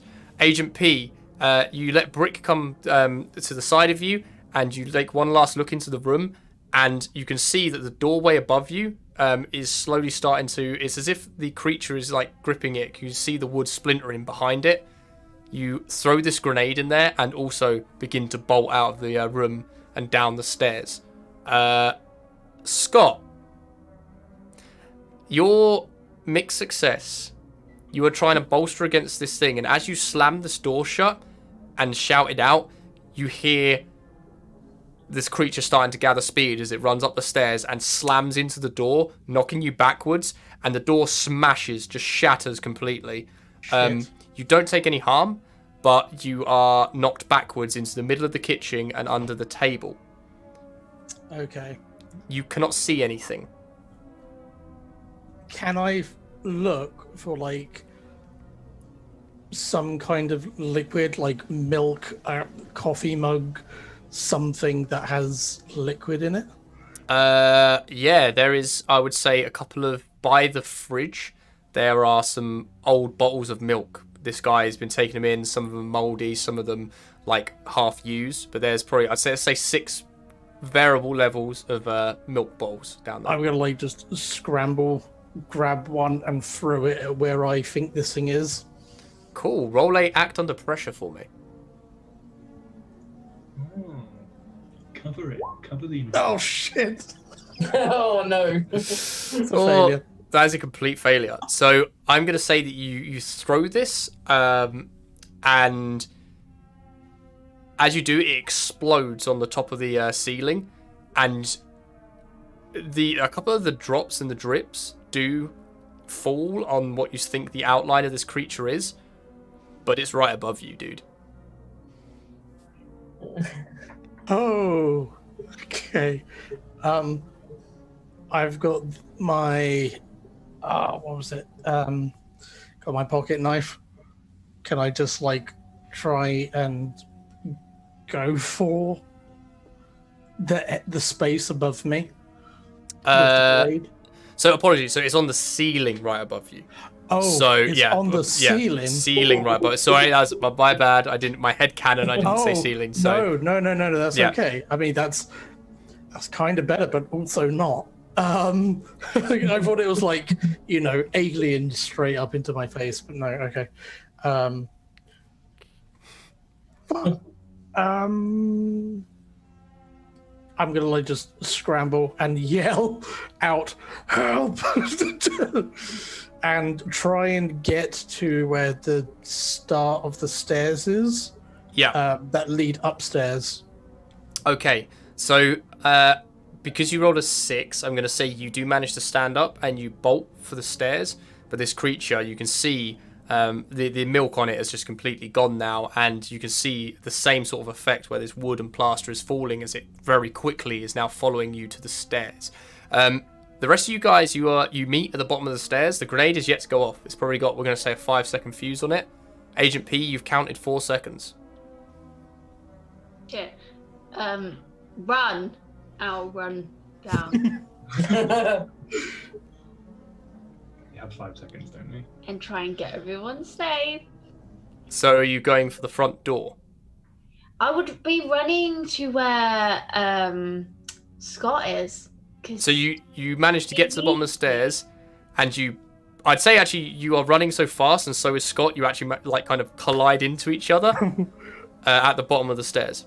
And I'll just be pulling Scott towards the front door. Okay. Yeah. By the hops. Run. I'd say because you rolled a 15, I believe it was, you like the highest you can in this game. You do manage to grab Scott, and you sort of like bustle him out the door. Along with Mac, you're already outside. You were canonically ahead, and Brick, you are very quickly behind Mac. As you count the final second, and just as you see again the glass next to this house, the door frame, smash. I'd say Scott, you see it because you're sort of tracking this thing. The grenade goes off, and the whole house shakes. And you can see out from the back window, this large kind of like flame and shrapnel smash out the back of the window. And then about 5 or 6 seconds goes by. You're all sort of like on the front lawn, on your backs, kind of like looking at this. And then it begins to rain. And it's complete silence. You can't see anything. There is no more of these footprints. There is no more. You just hear the slow kind of like burning of wood inside. I'm gonna get up and look at the others and just be like, follow me quick. And I'm gonna go like try and remember where that cellar door would have been. Yep. And go around to the right side, the correct side of the house to get to it. As you do that, you manage to make your way all the way around, and you do find like a splintered, broken open, wooded area. Oh, okay. Like at the back of the house. Yep. Okay. So if you're trying to ascertain, you can see this thing potentially made its way in through that. I'm just like sort of point at it, just generally with the stick, and be like, something broke through there and tried to attack me down in the basement and then in the kitchen, and I couldn't see it. Yeah. I saw them when I was in my spirit state. Them? Well, there was one upstairs, so I'm guessing if you can see it and they couldn't see it as well, it's the same monster, or there's more than one. It's Okay. like a pack, and it like turned into me, like half turned into me, but like a weird like bleached grey version of myself, and started like showing me things. Could you fight it in your sleep? Potentially with my powers. I didn't try. I was trying to figure out what it wanted, but all it kept saying in my mind was like hunger and feed. It came out the closet that was in the room, so I don't know if they've been like living here or that's some kind of like portal or what it is. I think I just destroyed all the evidence. Oh, that was that noise. I still feel like we should maybe go back in and check. Yeah, because if there is some weird portal, it's probably a bit of a weird idea, but I was thinking if we could all induce sleep and then we could fight them in our sleep if that's the only way to see them. No, it's not, because I could see it leaving footprints, and I tried to like throw something at it. It didn't quite work. We could talc the whole house. I think they're more like invisible and less. Yeah. When I was in my spirit state as well, I couldn't move my physical body. So I could see you dragging me out, but I was like not in my body. I was watching. I could see you doing that. So even if we fell asleep, we would need like spirit weapons, I guess, like or something to fight them in that asleep state. Oh, yeah. So as soon as we fall asleep, they're just gonna kill Yeah, our be our like bodies. helpless. Yeah, we would be helpless. Why are they here? That's the thing. Why here? Well, I kept hearing the words hunger and feed, so they seem very like just animalistic. Like that's what I can find out really. I'm just going to walk up to the front, like to the house, like the front of the house, and look at it, whilst they're all talking, and then I'm going to just be thinking really hard, and I'm going to be thinking about using one of my holds from before. What does the monster want from this person? And I'm going to be thinking about like why they were attacking us. Okay, so as you can, you're kind of piecing it all together. You're taking a step back. You're listening to Brick talk as well as Agent P talking. You're hearing Scott's kind of retelling of the situation and scenario, and you're remembering the file and all of the notes, and you're trying to piece it all together. And you get that this creature seems to want to feed on whoever it is haunting at the time. We're going to say haunting. I can't quite think of the correct word here, but it seems that it can only do that when it's in a sleep state. And because Brick went into his magical doohickey thing and imitated what was happening to Hank at the time, that triggered the creature to come again. However, it seems to have realised that, hang about, this isn't Hank, and was trying to feed on Brick. So you can work out that this thing is intelligent and very hungry. I don't think you can sleep anymore, Brick. I think we have to keep an eye on you if you are going to sleep. Yeah. I think If that's maybe the case as well, if I did it using my powers, it means any time I now use my powers, they'll immediately come to me as well. maybe.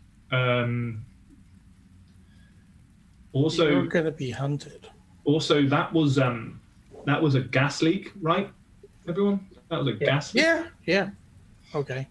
As you say that, you hear what sounds like the house just collapse in on the inside, as you would as the fire begins to spread elsewhere. It's having a tough time because it's very damp, very mouldy, and very crappy in that house. But it seems like the combination of fire, mould, and damp has just started to make this house completely begin to fall down. I am in so much trouble. Who's the fastest here? Who can get to the fire station? We need to make sure that it doesn't spread. I've got a phone in the car. Yeah, go. Yeah, that would be a good idea. And I pick up a Twinkie out of my top pocket of my Hawaiian shirt and I just start opening. Nice. What time of day is it now, by the way? I'm gonna say it's like mid to late afternoon now, after all of that's gone down and your trip to the sheriff's office. Unless you guys want to ask any more questions or chat to each other here, I think we're going to take a 5-10 minute break. But but before we wrap up this little scene here, do you guys want to sort of any more questions or anything you want to ask about this scene?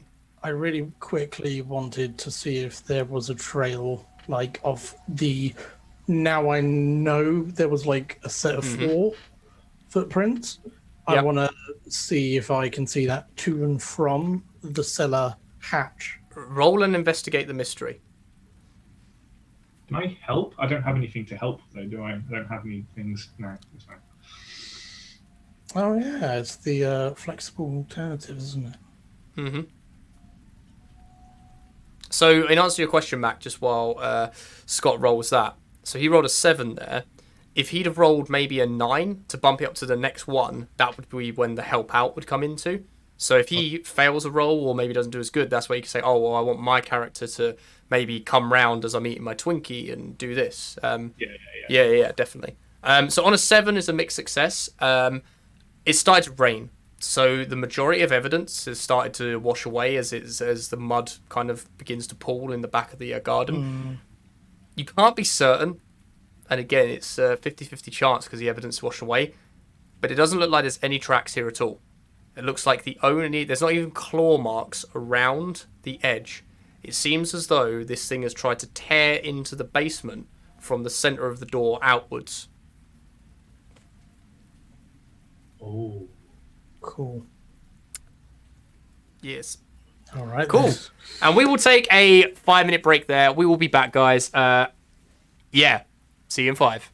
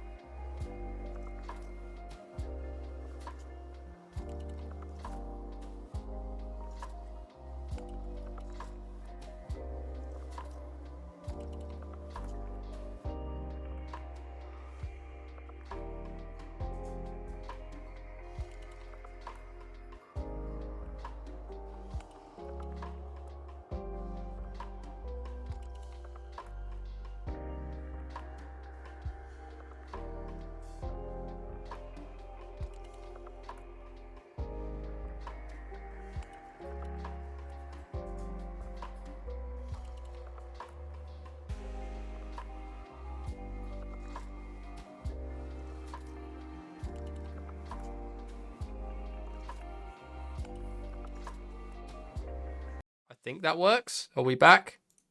And we're not back. No. Now we're back because I hit the Monster of the Week one.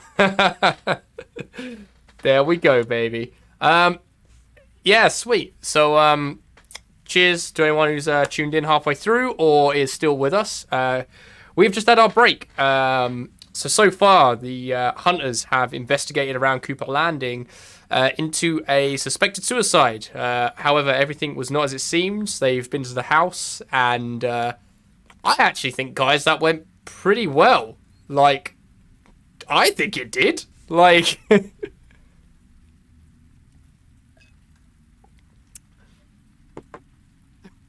Well, no, you suspect that. You've not worked that out yet.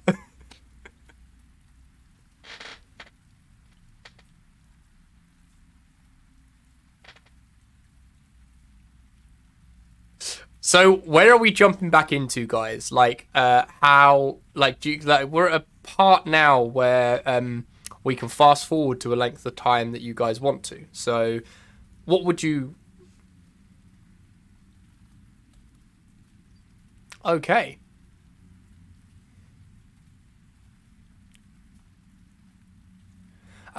So I'd say to get to your office, it's going to be about an hour's drive out of town and up into the mountains. And are you all going to the office, or...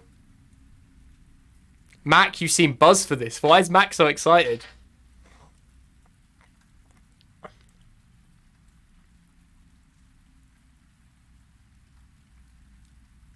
Mm-hmm.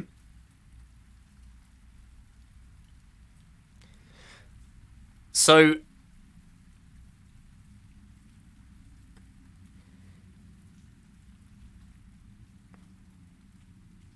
Okay, yeah, that's fair.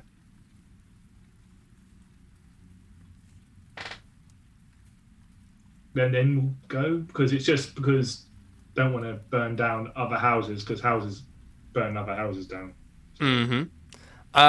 So unfortunately, I am really sorry about that. My audio is played up, but I think it was muted slightly on the stream there. So just to recap quickly, these guys have come back in, as I said, but they just made the plan. They're going to basically go to Agent P's office, and then Mac was describing how he has sort of been viewing this secret government facility.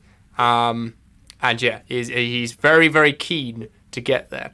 So I'm going to say, Mac, you're sort of like in your head saying, you know, this is where we're going. You've been tracking these like shady kind of like vans and like black vehicles going in and out. However, Agent P takes a left up one of the dirt tracks you've not been up yet. And you carry on driving for another like 20 minutes or so, and you reach a gate guard, right? Yeah, and the gate guard sort of like stops, looks at Agent P's vehicle. Sort of, Agent P, you roll down the window slightly. Do you say anything to the man on the gate? He's in his green army fatigues.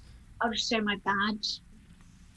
You get out your badge, you show it to him, and he says he's like, "Ma'am," and gives you a salute as well. And he brings up the red and white checkered guard post, and you drive forward for another 5 minutes or so. And what's greeted for you is, remember the old bunker silo thing in Stargate, where it's literally that. So it's like the door to that. And these big iron doors open at the bottom, and you drive into the facility, Agent P. Oh my god, I'm so cool. The facility itself is quite extensive underground. You can feel yourself sort of like going down a hill in the car, but as the door shuts, all daylight fades, and it is just the floodlights which are lighting you up. You carry on driving for another 5 minutes or so into the facility, and then Agent P, you stop, as you know that this is where you would park up, get out, and it's a quick 4 or 5 minute walk to your office. Okay, so I think I'm allowed you here. I don't really know, so just follow my lead, and hopefully you can get in. You think? I think they said I could assemble a team. I don't actually know what that means, but I really wish I went home and like changed. I'm like, I've got zinc, and No, you look really, I just start rubbing like the zinc off my face. really and cool. like, oh, It must admit, Brick looks better than you, to be honest. Brick always looks. Brick Good. looks like he could work here. Oh, I do fit in. So yeah, just be cool. So as you step out the vehicle, you see the entranceway to your to the hallway where your office would lead to. There is again another guard outside. He is in a black suit with white shirt, black tie, sunglasses on, even though he's underneath in a canyon floodlit. And he seems to have some sort of like earpiece in his ear.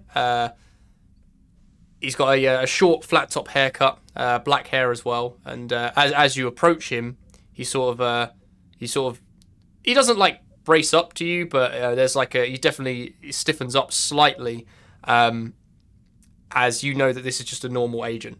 You outrank this guy, and he's like, "Evening, Agent P. Do they have authorization to be? Have you checked with Mr. Q?" Agent Q knows all about them. They're my team. They're with me. I might have to phone down, and you see him sort of like reach to rounds where the brickwork is. There's sort of like a little hollow bit into it, and he pulls out what looks like a phone. You don't. I mean, sure, but like Agent Q hates being disturbed. I can just inform him if you want, because he might come down quite hard on you if you bother him. Roll a manipulate someone for me. What is this? That's a sharp. I have never done this. It's a charm. Sharp roll, yeah, sorry. I can roll sharp rolls instead of sharp. I feel like Yeah. Nice. bad at this. Yes, I am. Oh, so as he reaches through, he actually puts the phone back. He's like, "Oh, well, it looks like there's no need, Agent Q. Agent Q," and you can see Agent Q is walking out of a opposite door, as he must have seen you come down potentially, and you just hear Agent P. Agent Q. Highly unorthodox to. I said you could assemble a team, but to bring outsiders into the facility again. Did you not read the briefing notes? I have waylaid the briefing notes again. But I have information to collect and gather, and we have just had an altercation with this creature at the I can't remember his name. The Trillo household. The Trillo file? You went and you've already been investigating? What do you mean, creature? All right, your office, 5 minutes. I want a full rundown. And make sure they've got no weapons on them. And he sort of points to the guard that's behind him. He's like, you make sure there's no weapons on them. Weapons. I did try to send you a message. It might be a good time to say, I've not come with them, if that's okay. Oh, okay, yeah, completely fine. Yep, no worries. I will jump over to Scott in a bit. I unsheath the magnum. I go down to my stock, my up high stock, which has got the garrote in. Then I just literally go to my back and take out the Connor's torch, and I hit it a bit. And it's like, yeah, there's a weapon. And then like the agent that's there as well, he again reaches round behind that brickwork and pulls out like a box, like just a metal ammo box. And he's like, just chuck them in there. Yeah. They all have like a little label on the bottom that have my name on them, like my initials, like the old stamping labeling machine. Even Connor's torch. Even Connor's torch. It says Connor on it in massive writing, but underneath it's like M. Nicholson. Oh, that's great. And Brick, do you hand over anything? No, I'll just be like, I am the weapon. The guy sort of just goes and like looks at Agent P. He's just kidding. Uh, He doesn't look like the type to be a karate expert, does he? this guy sort of like doesn't know how to take this. Because obviously you outrank him, but Agent Q sort of pulled him up on it, and he's like, just make sure you come out through this entrance, otherwise you won't get your stuff back. And he like buzzes the door open. Agent Q makes his way through, and as you hear him as he walks down the office, he's like, 5 minutes, Agent P. Yes, sir. Where is Scott? Like, Oh, we left him. He left. He said he had something to do. no, I thought he'd love this. Yes, but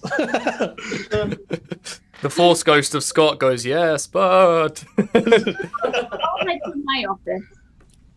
So you make your way down to the office. My Scott, office or his office? he said your office, 5 minutes. Yeah. I think because your office is newer, you've got the newer coffee machine in it. So people like to take meetings in your office. Yeah. Scott, where did you go? What did you do? Like, tell me, let's flash back to the moment outside the house. The other guys have just rattled off in their van and the fire trucks have pulled up. You can see them in the distance. And there seems you can also see Brett, the sheriff, has also pulled up to the house now as well. What are you doing, Scott? so in my car, I'm going to follow them for a little bit, but then I'm going to turn off. I'm heading to the general store that I now work in, and when I'm in there, I'm going to start I want to look for high caffeine, like the Pro Plus kind of stuff. Is there any like medication that has the caffeine in it to maintain sort of alertness and keeping awake, stuff like that? Yeah, definitely. I'd say like the general store has a medicine cabinet that Dan keeps the key to, right? Because it's usually prescription only based. I don't know if Pro Plus was a thing in the 80s in Alaska, but we're going to say it is. There's a variant of it. Okay. But again, it's prescribed. So It's in the locked case. yeah, it's in the locked case. So you can get into it if you have a way of getting into it. I'll try like every key on the little sort of loop that I've been given. You try all the keys. No key opens this. Okay. Is it like a metal thing? How does Yes. it look? Okay, we're gonna say it's a metal box. It's like a white metal box with a lock on the left and with a clear clear pane of glass on the front, which displays all the medicines which are currently stocked and in there, which have been flown in, ready to be dished out to people. Okay, cool. Inside the cabinet as well, is there any kind of medication to help people fall asleep, like Calpol, stuff like that? Well, we've not rolled so far, so I'm gonna say there is. Yeah, I'm gonna say that there's both things here that you're looking for. There is the to keep you awake. There's some very heavily caffeine based stuff, and there's also going to be some very heavily medicated like sleeping tablets for people as well. Okay, I'm gonna take my pocket knife and I'm gonna try and pry the door open. Ooh. So what role do you think that would be? That's That's a good question. yeah. I'm gonna say probably an act under pressure, unless you can think of if you have a specific move potentially or a different move you think it would be. No, I think acting under pressure fits the bill. I'll do that then. Mixed success. So on the mixed success, I'm going to give you a price to pay. which is going to be you manage to jimmy the lock, but you break it completely. So it's going to be very obvious. There's no way of covering up the fact that you've got in here. Not potentially you who's got in here, though, but somebody has broken this lock to take something from this. And it is like, so the metal case that it's actually encased in is aluminum. So you've managed to pry it after about 5-10 minutes of doing so, but it's bent it in a way that it's going to be very obvious someone's tried to get in here. All right. Well, I'm going to take the stuff, so both like the medication to keep you awake and also to help you fall asleep. And then like just close and push the door up against it as best as possible. As you do it, sort of like just starts to squeak back open slightly. And, like, just slam it again. Just slam it a few times. Oh, okay. Nice. Is there anywhere else or anything else you want to do, Scott? I am going to, because I don't want to piss off my employer too much. Yeah, I'm probably going to hang back until the guys return to town. Okay. And like Cool. just run the shop, pretend it's open, all that kind of thing. Sweet. I will freeze you there and we'll come back to you in a minute then. Okay, Agent P, Mac, and Brick, you are sat in Agent P's office.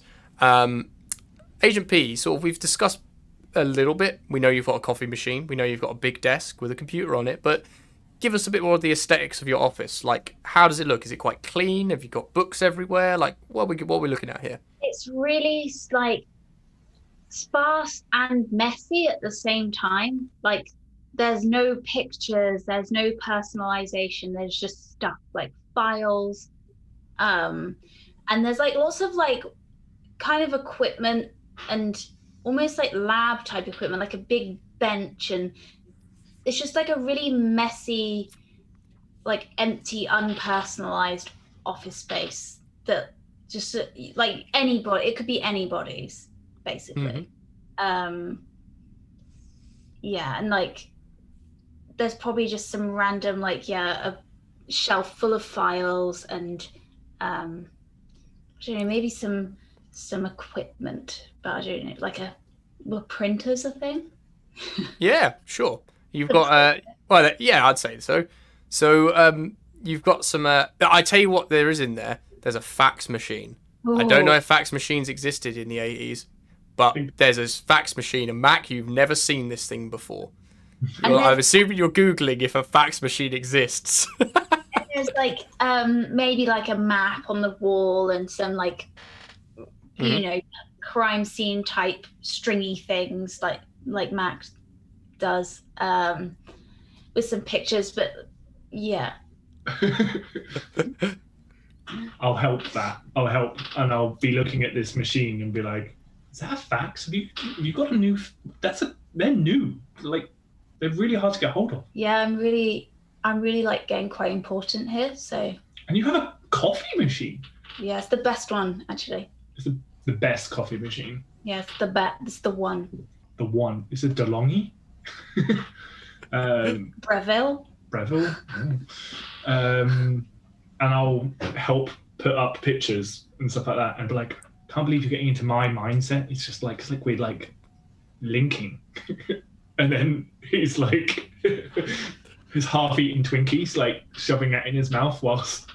So Brick, when Yes. Agent Q comes in, Agent Q, he can be a lot. He can be, you know, he's very strict, and Yes. so he might ask you a lot of questions, and I just want to get it like clear what you thought. Like, you're going to have to speak to him. Yeah, that's fine. So something we haven't established here actually is Agent P. I think you're the best suited to answer this, but we can establish it as a sort of group of hunters here. How does the agency feel about Brick? Do they know about Brick's supernatural powers? Because it's already established that they are there to hunt down the paranormal and keep it out of the public's eye. So I think he tried to play it off to that guard, she was just like, "Oh no, he's just making it up. He's just crazy." Yeah, I do give those vibes. So yeah, maybe she's trying to keep it. Do you reckon he's like just flown under their radar? They might not know about him Yeah. yet, But maybe to Agent Q, because he's her kind of superior, she might say, but she wouldn't want it to go to like low levels. Roll me a we kind of just need a. This needs to literally just be a straight up and down luck roll. So just roll me. I'm gonna say brick. Just roll me a 2d6. Then we'll see, because I don't want to make this decision canonically as to how the agency feels about brick. I'd rather it was left down. I'm just gonna pick one of the ones on the sides. 7. Okay, so I'm gonna say that the agency, generally, Agent P, you know, anything paranormal, anything at all, the agency will just jump all over it and lock it away. Now, luckily, they seem to have not picked up on Brick just yet, but Brick doesn't know this rule about the agency, so you're going to have to explain it to him to keep it under wraps. So, actually, I think you shouldn't say anything. In hindsight, you should just keep quiet, because they tend not to like anything supernatural. So I will just say that I saw movement on the roof and we couldn't see it. Yeah. And if you just act like you saw the same thing I did, that might be for the best for your own safety. Okay, we'll try that. See if he goes for it. Just so you know, I don't mind you. I'm glad to hear that. As they're having this conversation, I'm going to be looking around the room, but I'm going to be looking at all the different types of tech, and I'm going to be looking for bugs. Ooh. They would never. Because I don't know how much they trust. Yeah, that's a good one. Roll a investigate a mystery then. Investigate is a sharp. Boop. 9. So that's a mixed success. Yeah. So if you're searching for these bugs, I'm going to give you the choice. Do you find a bug or do you not find a bug? And either one is going to have a positive and negative outcome. But which one? Do you want to find a bug, Mac, or do you not?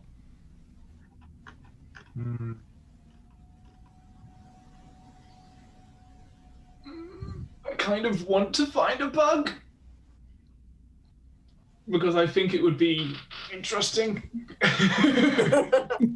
And I want to be able to, if I find it, I want to leave it exactly where it is and just put it back, not pull it out or anything, just put it down and be like, so this coffee machine, and then just start. Oh, okay. So you are going through the coffee machine, trying to make a coffee and looking around at it, and you pull out what you think is one of the filter kind of like bits, but as you pull it out, you actually see there's one of them sort of tape recordery kind of things jammed into the. It seems like usually they're quite chunky, but this looks like a micro one.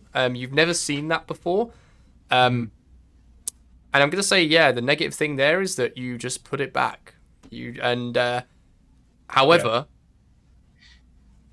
it has now just recorded that conversation between Agent P and Brick. Yeah. But this is a bit weird because Agent P and Brick, you don't know there's a bug there yet. So I'll start making a coffee at that point, and I'll be with the steamer, just mixing, trying to get the steamer to go. So you hear Agent P, Mac, just fucking with this coffee machine, and steam's going everywhere. He's so rude. I'll look at her and I'll be like.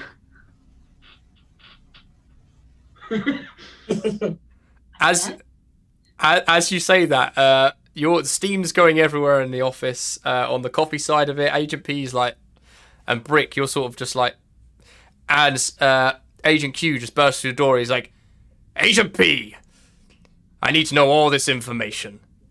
Give me the 411. Give me the skinny. I need to know all about this monster. So we went to the Trillo house.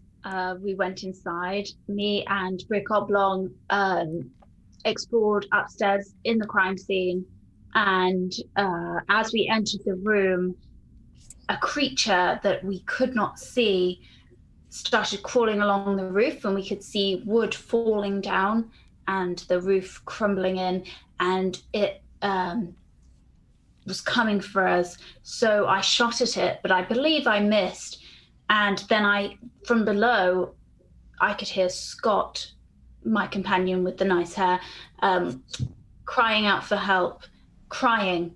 And so I threw a grenade in because I couldn't see the creature. And we exited the house and passed it off as a gas leak. And that's all. That's really all I ascertained. He's sort of like staring at the wall of pictures that you've put up with like the red string and all that stuff as you're sort of telling him the story over the next like couple of minutes. And he looks at me, he looks at you, Brick, and he's like, and you didn't see the creature either, Mr. Arblong? No, I did not. We only the creature itself was like invisible. All we saw was it like its marks where it was like walking or like climbing on the ceiling. And any mention of this purple light at all? I don't think we found any evidence to that, though. Mac, you were talking about ultra... UV, yeah. UV lights. Ultraviolet. Ultraviolet, yeah. I read something a while ago in one of my magazines. It's the New Scientist? It's about UFOs, but it's they say that it's a light that can pick up spirits or things that are like from a different kind of dimension. But I don't think this was from a different dimension because it was attacking. It was literally making implants into the walls, and they were big, and they were sharp, and they were like cracks. And basically, I think maybe Agent P killed one with the grenade. And Scott did inform us that he chucked coffee milk on one. I don't know what that did. I think he just did it to make it visible. Yeah. Well, good one on we didn't want any civilian entities. And he sort of looks around again at you, Brick and Mac. Any more civilian entities entering that scene? So good one on denying it, Agent P. And I'll get all over the local media. Make sure it's written off as a gas leak. A gas leak. Yes. It should be easy enough to do. And all the evidence is now destroyed as well. A real shame. I'd have liked to got some molds of that creature's claws by the sounds of it. Yeah. We could try the other creature that went in through the basement. Yes. Other creature? They burrowed in through the basement. That's the one that was after Scott. There was two of them, so... I'll send some juniors over to see if we can get some Porton prints from the bottom. And you say there's no mention of this faceless that keeps coming up. Well, when we went to the sheriff's office, we looked at the file, and there was the note, which did have a drawing of the faceless, which I have. If you wanted to look at the police file, you probably Yes. It's on its way over still, but if you've got a copy, please submit it. That'll be great. Here you are. I'll pass it over. He takes it and he's like, oh, and on that note, you see all these?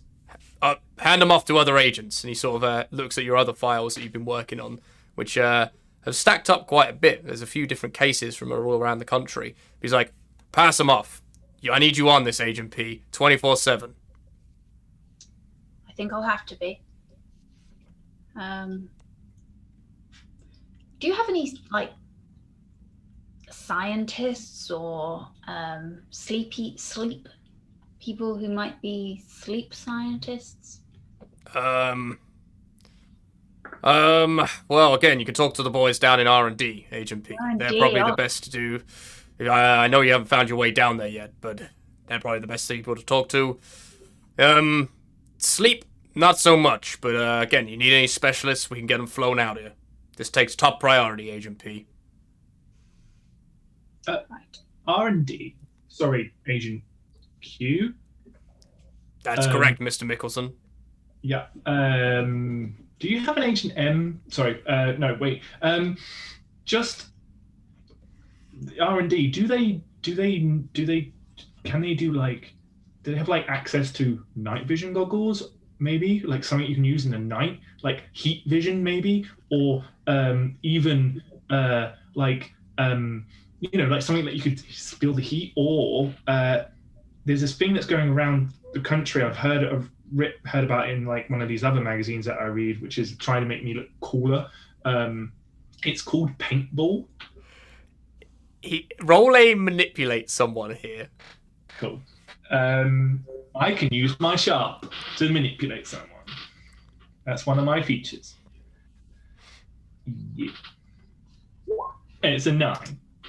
Oh, Okay. no. So he's going to do this, but only...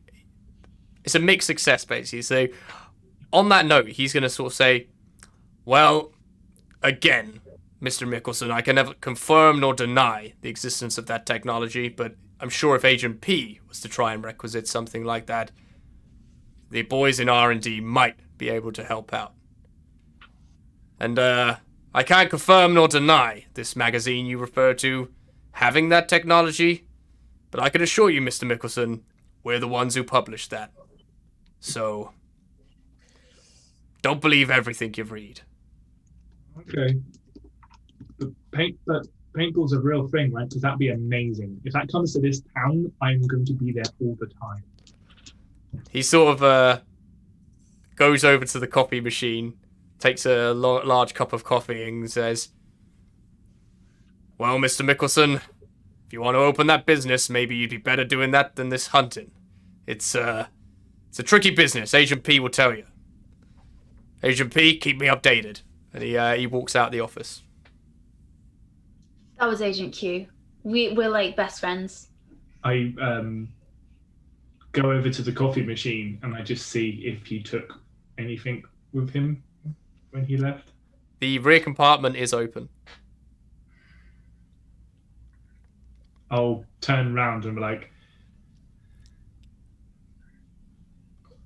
there might be a problem with your coffee machine, Agent P. Why is it not doing latte anymore? And I go over to her desk and I take a pen, get a bit of paper and write on the back of it saying, your coffee machine was bugged. I didn't want to remove it because removing a bug, probably a bad sign. And then just show it to her. Yes, it's not doing latte anymore. How disappointing. Mm.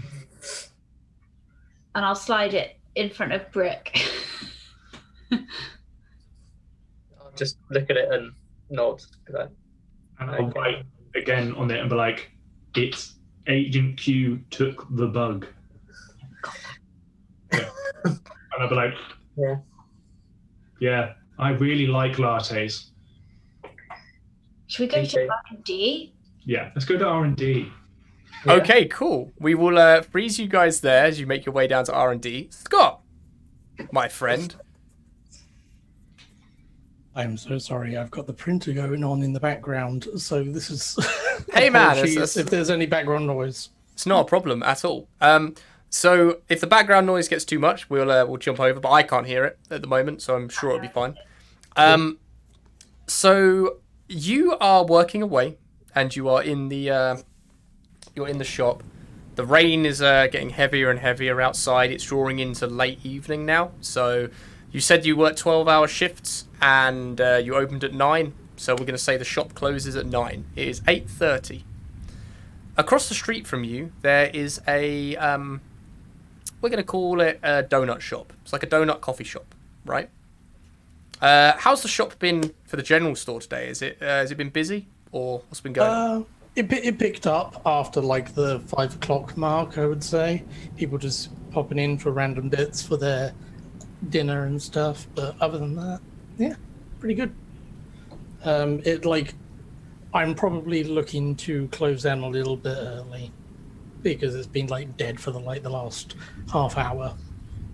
Okay, so as you're beginning to sort of like close up the shop, you're sweeping. You look out of the window, and it's a glass-fronted shop, and the donut shop behind it, there's like rain pouring down, and you can hear the rolling thunder in the distance. But you swear that from the alley behind the donut shop, you see a blinding flash of purple. Okay. What do you do?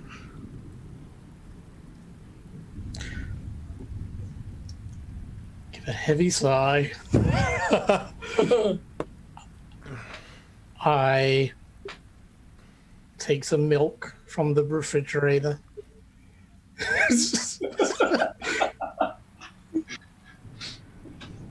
Like, take like a couple of bottles. No, maybe no. I can only probably just handle the one. I probably would have had like my hockey stick behind the cashier counter. So go and grab that. I'll lock up the front. As you do, you do notice there's 2 customers in the shop now who have come in, and a third has just entered. What are you going to do? Do I recognize any of them? One of them looks like a trucker. Doesn't look like someone that you know or you've met before. The other one is the sweet old lady. She's come back and she instantly sees you and she picks up the peas and she starts hobbling her way towards you with the peas at the counter. The third one, we will say, he is a middle-aged, white-haired gentleman with a cane.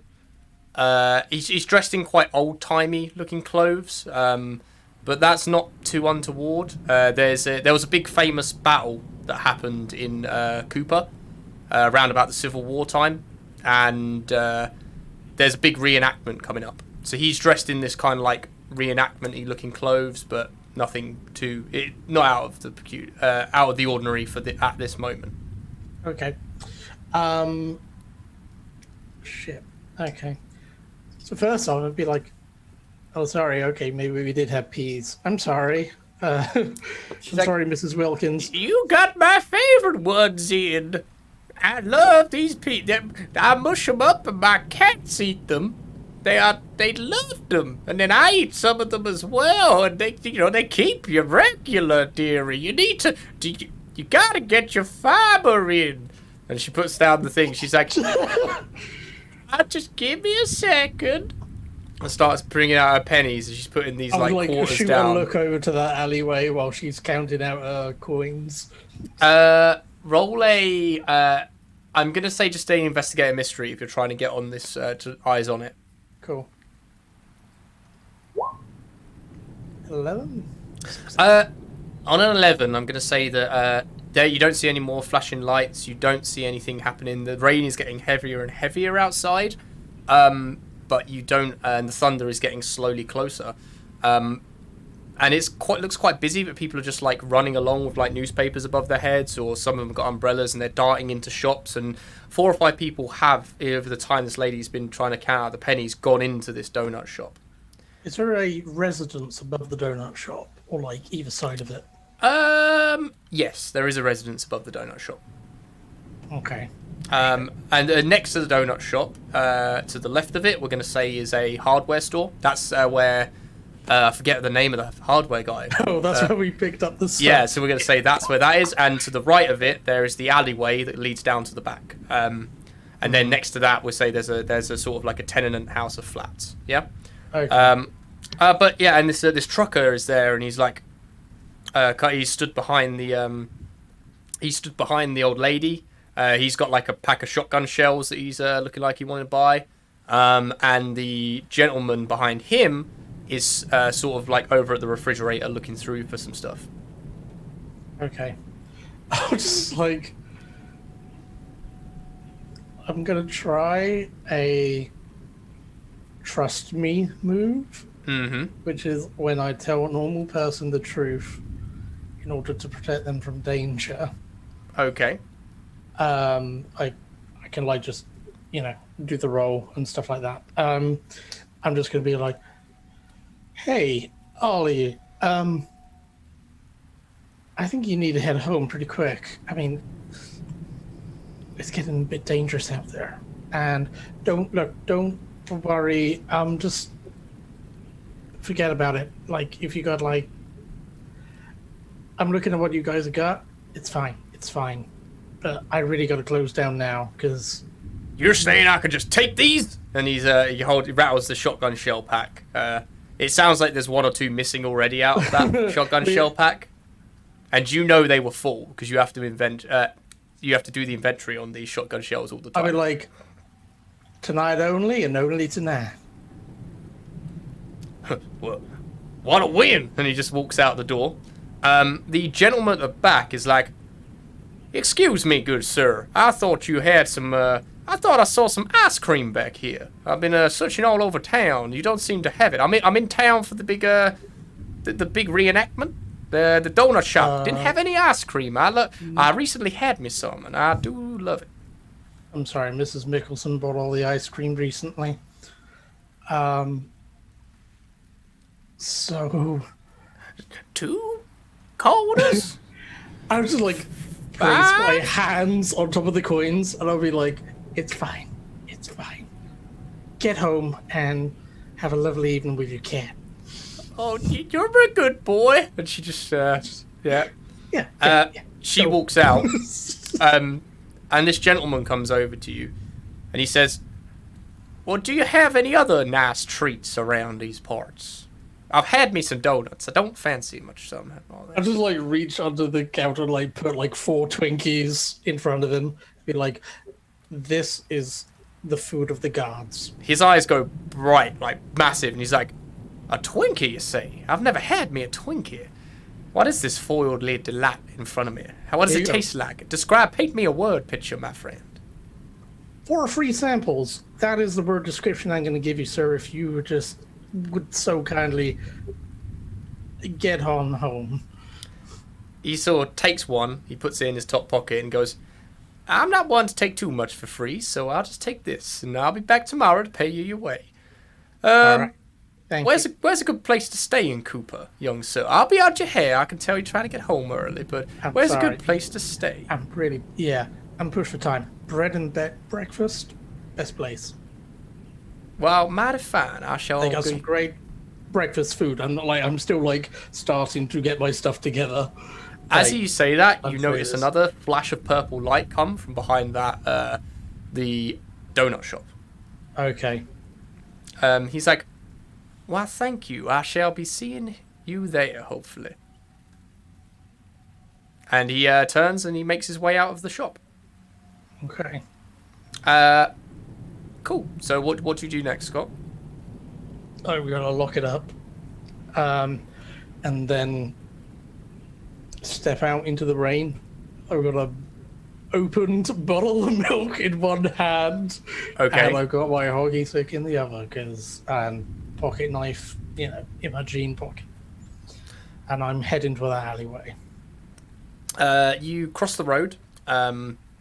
There are no cars around. There's a couple parked up on the main high street, but you cross the road and you make your way straight down the main alleyway. Mm-hmm.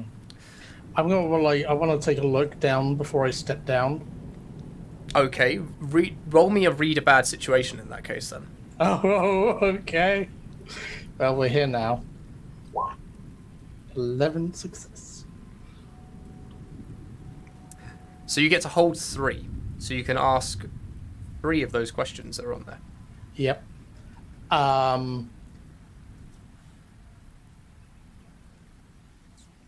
Are there any dangers I haven't noticed?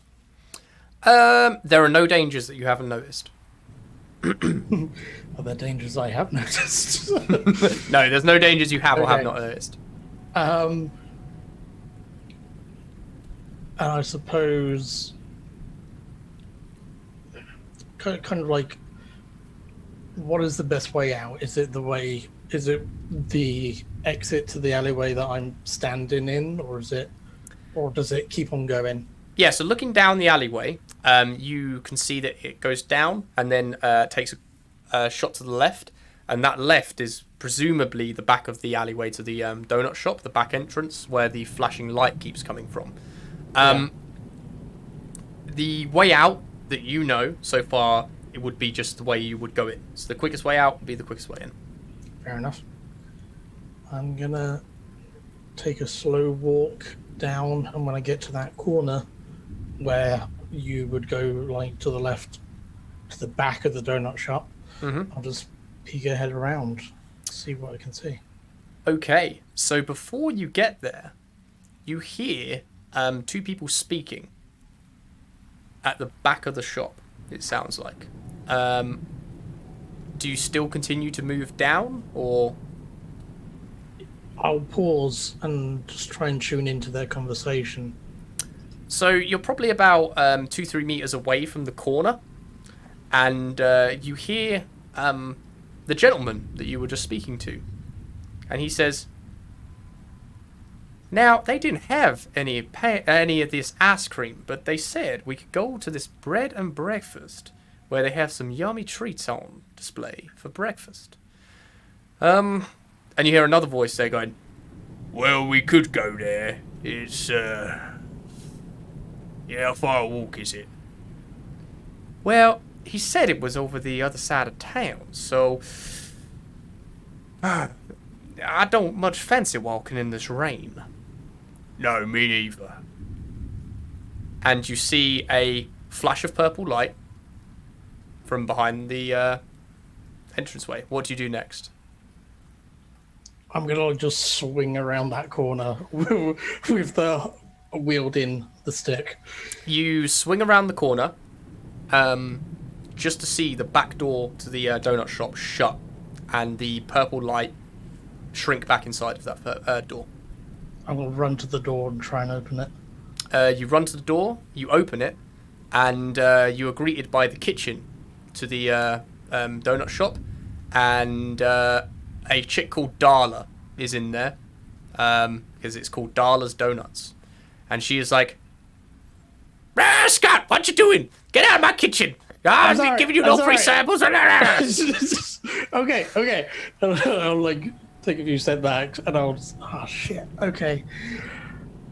You didn't see any guys in here, did you? Guys, what guys you on about? It's just me. Scott, get out of here. Like You ain't paid your tab yet. A Civil War dude. Civil War dude, what you on about? Scott, get out of here. Sorry, I'm sorry. And I'll just, yeah, okay. Oh, shit, okay. Sean's just realised something. Because Sean's a done and didn't get the hint earlier. Yeah. What do you do next, Scott? It's I'm getting heading late. to the bread It's- and breakfast. No, I'm not. No, shit. It is. Do I know the phone number to contact Agent P's car? No, you haven't seen Agent P for 2 months, and No, that's canonically, every conversation you've had with her has happened in this session. Yeah. Oh, okay. I'm gonna head to the Mickelson residence and wait for them to appear. Okay, so you head to the Mickelson residence. Agent P, Mac, and Brick. It has. It's getting on now, so we're going to say it's about 10 at night. You are down at R&D. Yeah, I want to go and knock on the door. Knock, knock, knock. You. A slide comes open, and you see a gentleman behind there in these big specs, and he shuts it open again, opens it up, and he's like, Agent P, come in. Hello, I haven't met you before. This gentleman's wearing a long white lab coat. He's got a paisley tie on with a blue shirt and this like curly long hair and these glasses. And he's like, well, you've not heard of me, but I've heard of you, Agent P. You're the only other Brit over here. Oh, it's so nice to see a fellow Brit. How are you doing? And he sort of holds his hand out to give you a handshake. Very well, old chap. Come in. What can I do you for? Well, we have some rather strange requests. My friend Mac. Hello. And he sort of gives you a little. This thing called paintball. And we were wondering if you had any paintball. I don't know what paintball is. Well, basically, it's when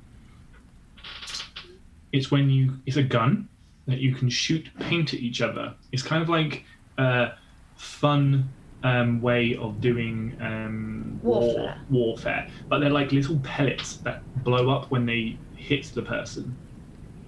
I read about it in a magazine. It was like some extreme sports magazine or something. I only picked it up because I wanted to look cool. You mean Look Cool Weekly? Yeah, that's it. That must have been it. I've actually invented a few things for Look Cool Weekly. We put that out here, you see. That's amazing. Yeah, I know. But I know what you're talking about. One of the other boys from back in London, he invented it. It's called we call it a paint gas gun, but yes, paintball sounds a bit better. I don't have one here, but I could definitely knock one up for you. Why is he turning Australian now? Chipper, my good sir. Yes, I could definitely knock one up for you. Also, I don't know if this is a thing. Tell me if I'm wrong. But do you have something like goggles or some kind of eyewear that you can wear that you can see in the dark or see heat with? Because that would be very useful for seeing invisible things. I don't really know about that one, mate. I could try and make you something up. Pink grenades as well. That would be good. God, it's just me here at the moment, mate. Agent P, what's the priority here? I actually think the paintball gun, like a non-lethal gun that would spray paint over something, would actually be quite handy. Like an air rifle. Is that a thing?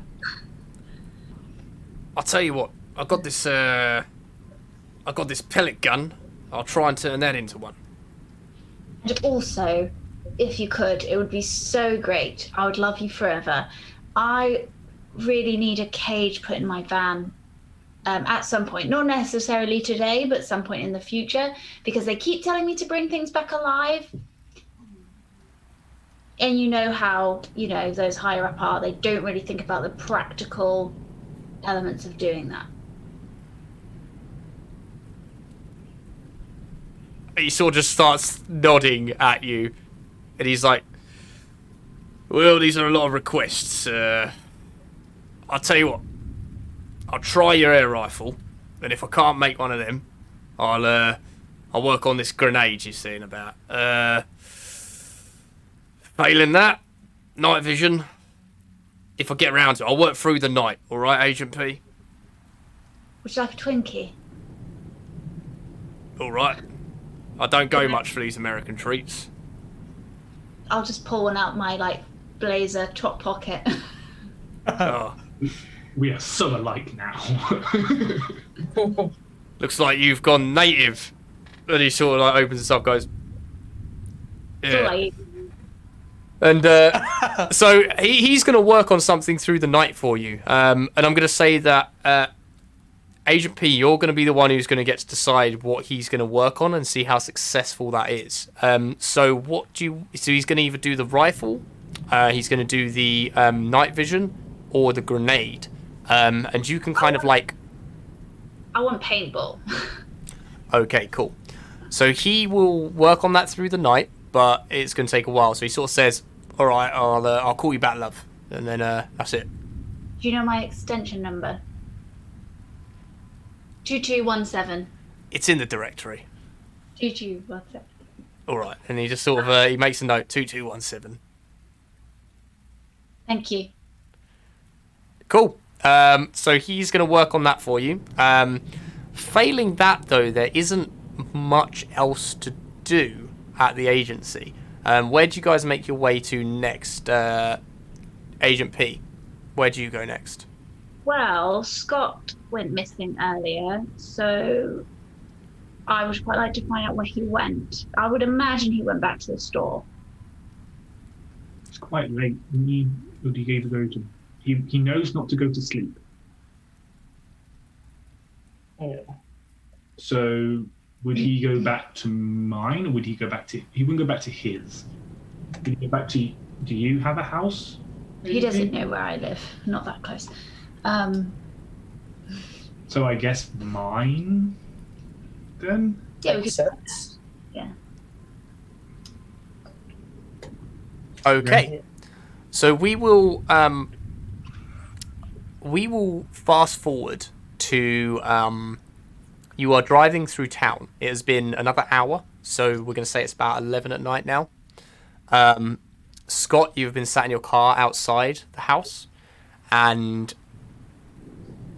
Agent P, Mac, and Brick, you are pulling up to the. You pull into the street that Mac's house is on, and you do see Scott's car down the road.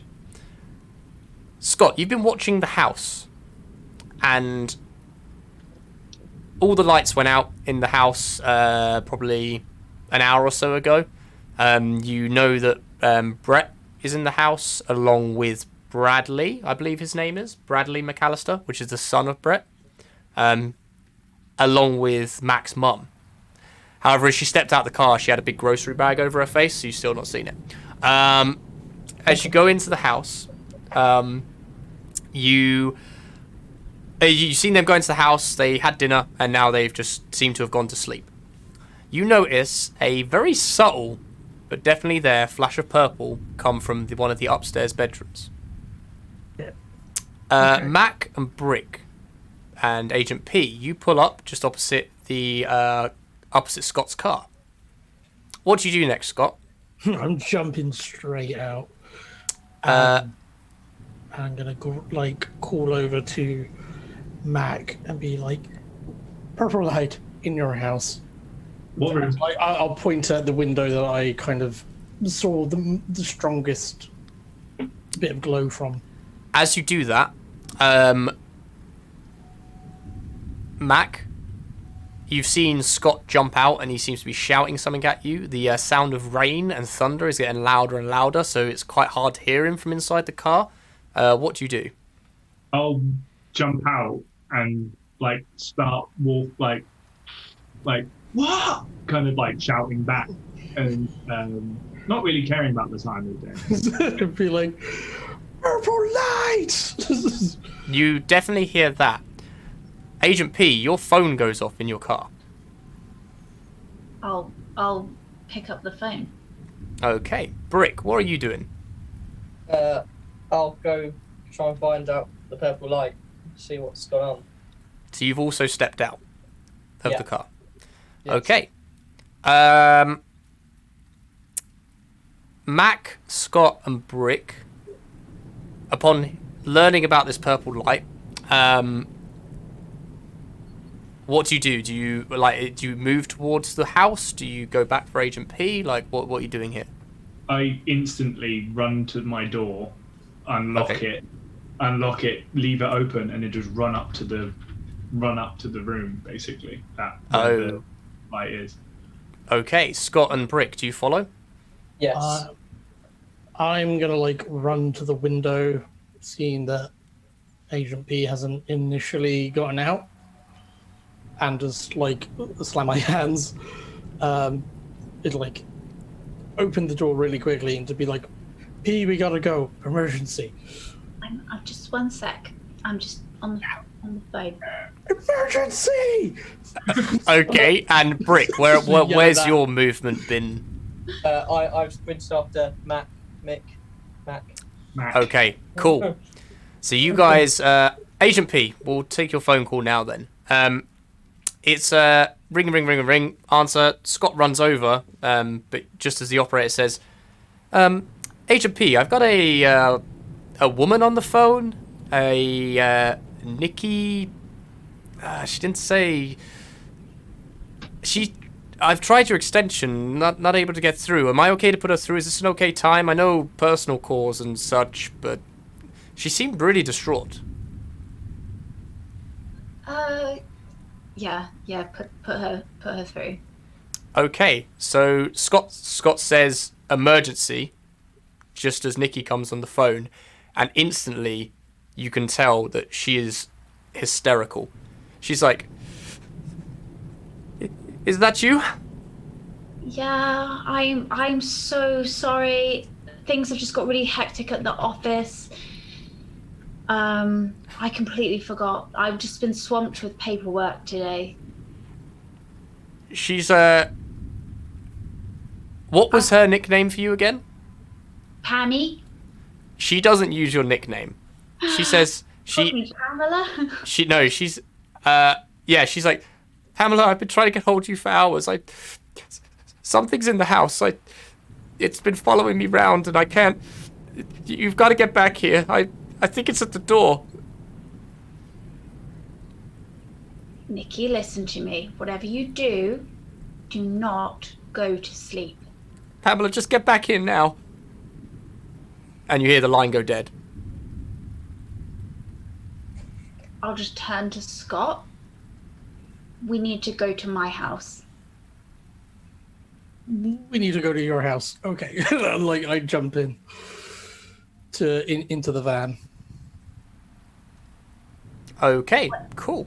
Actually, shall we get in my car and leave your keys? Yeah. Come on. Leave the van for them. Go. I'll take my guns. I'll just get my guns. So Which guns do you get? I'm going to get both my sniper rifle and my what do I have? A Magnum? Yeah, my 9mm. Okay. I've got 3 grenades left as well, so.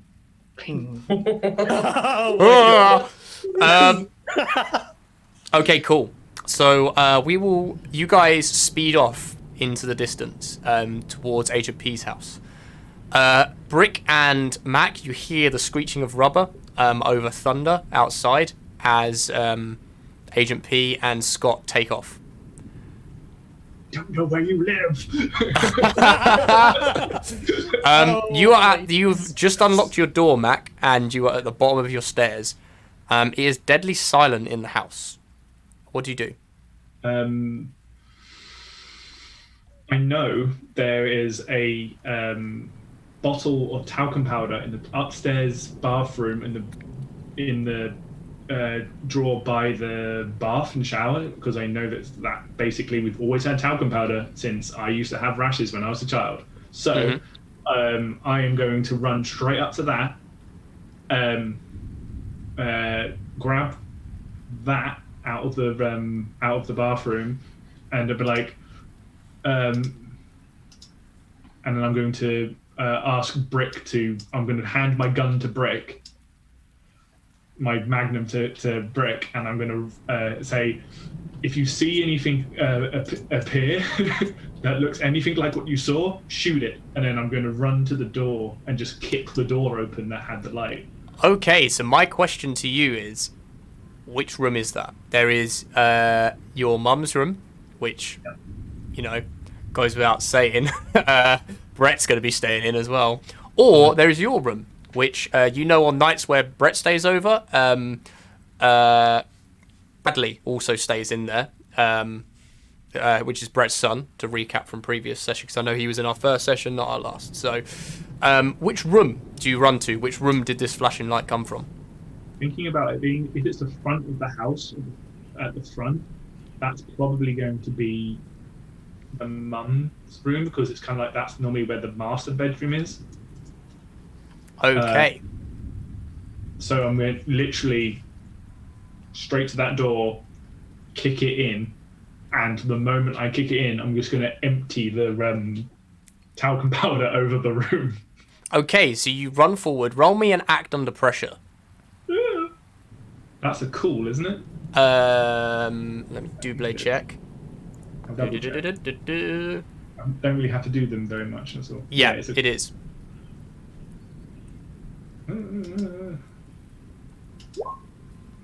7. 7 is a mixed success. So, Brick, Yeah. have you ever fired a revolver before? No.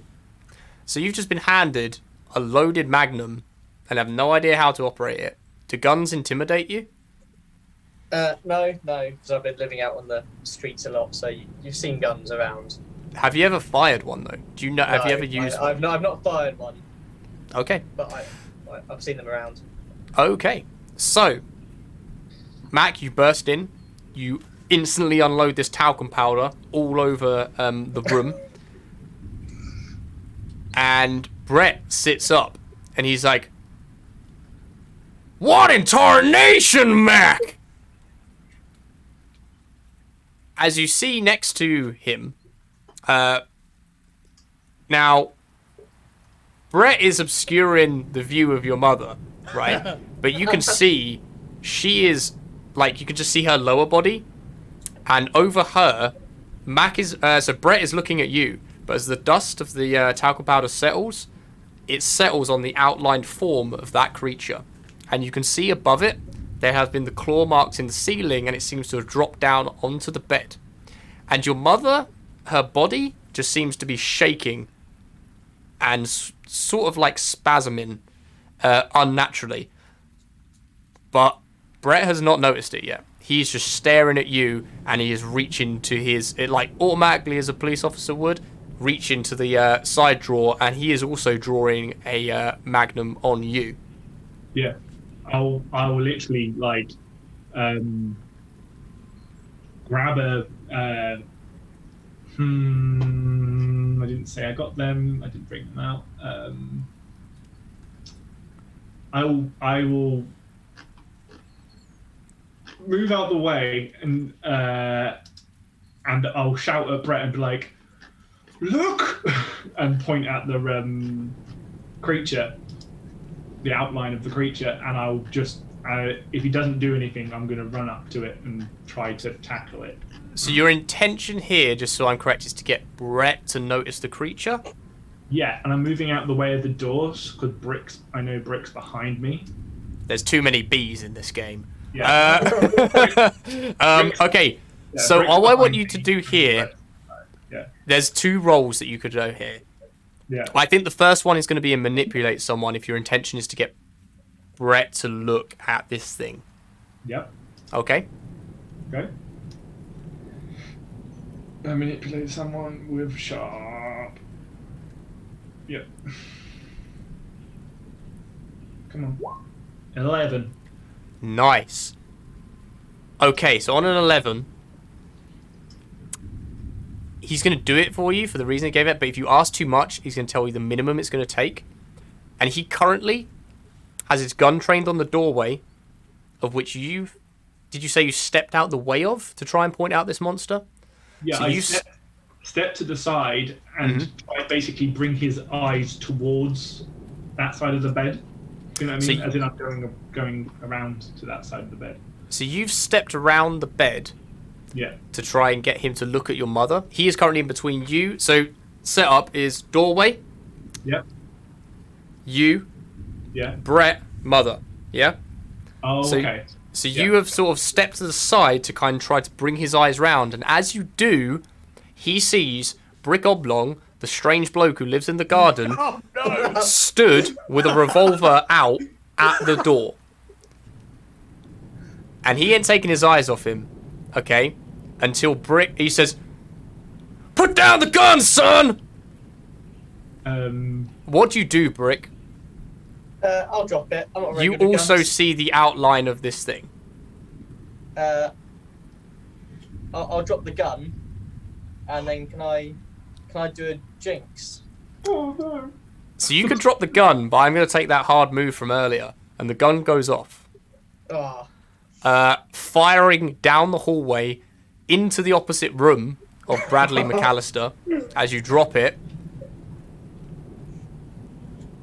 Upon hearing the shot, Brett takes a shot at you.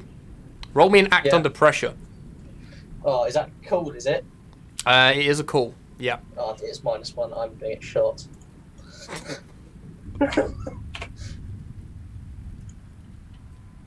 Oh, I think we'll use a luck thing. Okay, so you want to use a So luck, I don't yeah? want to get shot. Okay, so you use a luck, bumps it up to a Yeah. 12, and luckily, Brett's shot, as through his sleepy eyes, and he's under pressure here, goes completely wide as he realizes you dropped this gun. He jumps out the bed and starts making his way towards you, Brick.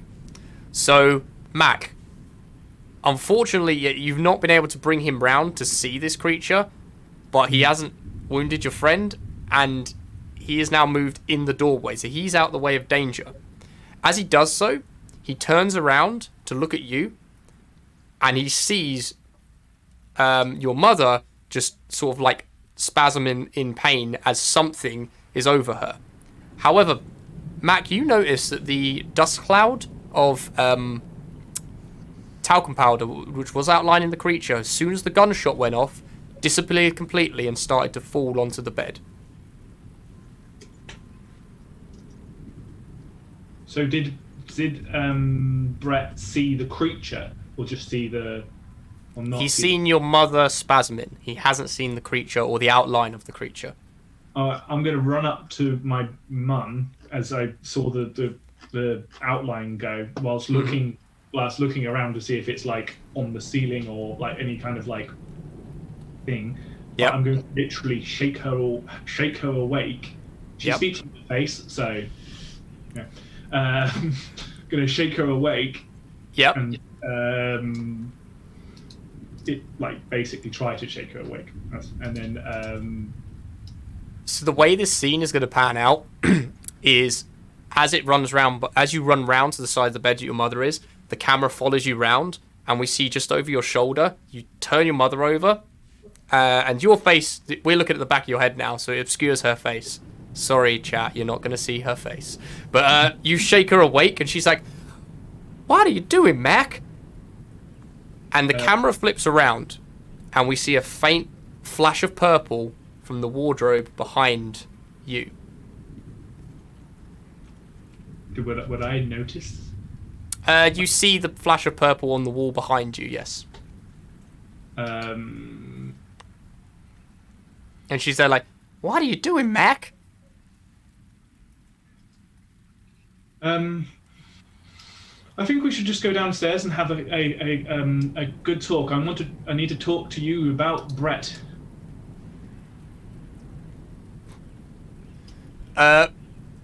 Brett has sort of like turned around, seen this, and he's like, "I do think we need to have a talk. What is this guy doing in my... Is my son okay?" And he sort of like charges past you, pushes you out the way, Brick, and opens the door.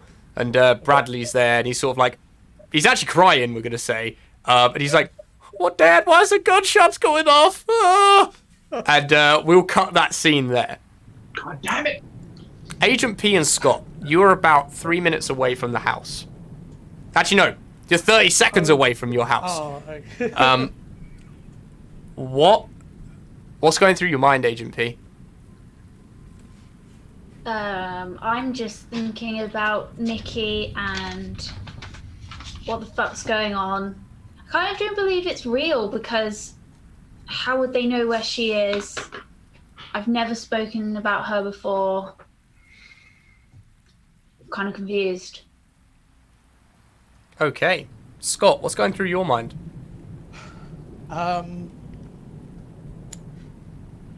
I probably would be trying to.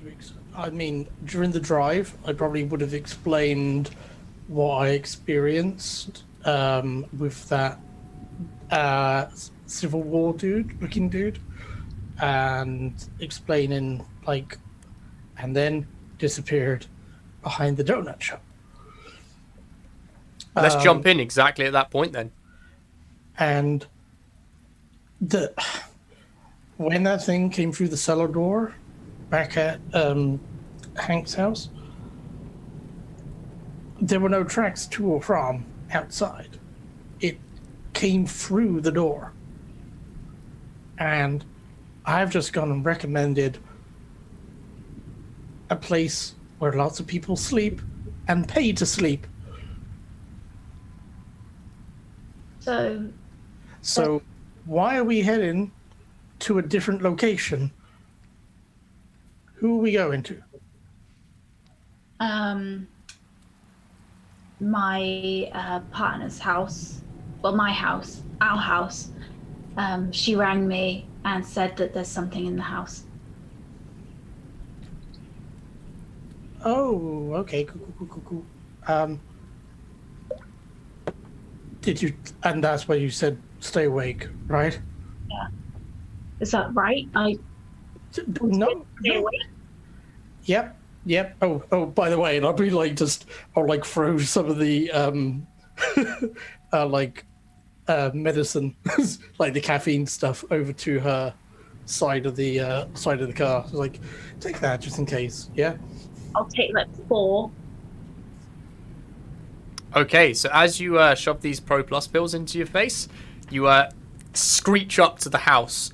You don't do a very good job of parking, as you just want to, I'm assuming, get in there as quick as possible. So you park straight across the lawn outside of the front house. Now, tell me about your house. Is it a lone house or is it in a neighborhood? Like, how does your Agent P's house? Is it on a lake? Like, let me know how it is. You know where you just have like a long road and there's just like the occasional house. Like it's not really built up yet. It's just like a random, like really small, like I think it's 2-story, but it's like really small, like very cute house. And we've got a little driveway, but it's like, there's nothing really going on. Okay, nice. So you pull up straight across. You're half on the drive, half on the lawn, and you can't hear anything from inside the house. You can just hear this thunder getting louder and louder and louder. I am going to get out my gun and I'm going to signal Scott to follow me, and I'm going to push the front door open. Milk bottle, stick. You push the front door open, and it is just completely silent inside. You can hear the rain tapping on the window panes, but you can't hear anything. And all of a sudden, you hear the shrill scream of Nikki coming from upstairs. I'm going to run upstairs. Scott, what do you do? I'm going to follow. You run upstairs. You take a left at the top of your stairs and make the way to where you know your bedroom is. The door is currently closed. Does the door look damaged? The door does not look damaged, no. Okay. Oh, push open the door. You push the door open, Agent P. And as you do, you see the bathroom, the ensuite bathroom that you have, is just flickering. The lights are just... The main bedroom light is off. And you can just see the fluorescent light of the sort of like shaving mirror just flickering. And the door has just been completely ripped off its hinges. And on the opposite side of the tiled bathroom, you can just see Nikki just spasming on the floor, and every now and then screams and then just spasms some more. And over her, sort of like hanging off of the ceiling, it's like talons keeping it in, and it is just the full length of the room at this point. This creature is reflected in the mirror. You can't see it in this dimension, in this plane, but in the mirror, you can see it. And it is a bloody visage of like this half sewn together mouth. The half of it is this like terrifying clown-like creature with these large needle-like, and it seems to just be like breathing and sucking out the air from Nikki's lungs. I'm gonna shoot at it. Okay. Give me an act under pressure. Scott, what are you doing? You see this exact same thing. Right in the milk bottle, working out where the space is being reflected and just throwing it in that general area. Okay, sort of cool. about like midway through the room. Okay, so you also roll me an act under pressure. Agent P, you get a 7, so that is a mixed success, and we will come back to that. Let's see how Scott does first. 7 again. 7 again. Okay, so Scott, I'm going to say that both of you are going to have a harder choice at this point. So this thing, you throw it, and the milk bottle shatters on the... I know exactly what's going to happen. On a mixed success, you throw it, but your aim isn't too good, and you actually do... It bounces off the door frame and into the glass, shattering the glass completely so you can no longer see its form, but the milk sprays out and covers the creature, so you can currently see it. Agent P, you take a couple of shots at this thing. However, the tough choice here is going to be you can either inflict harm on it,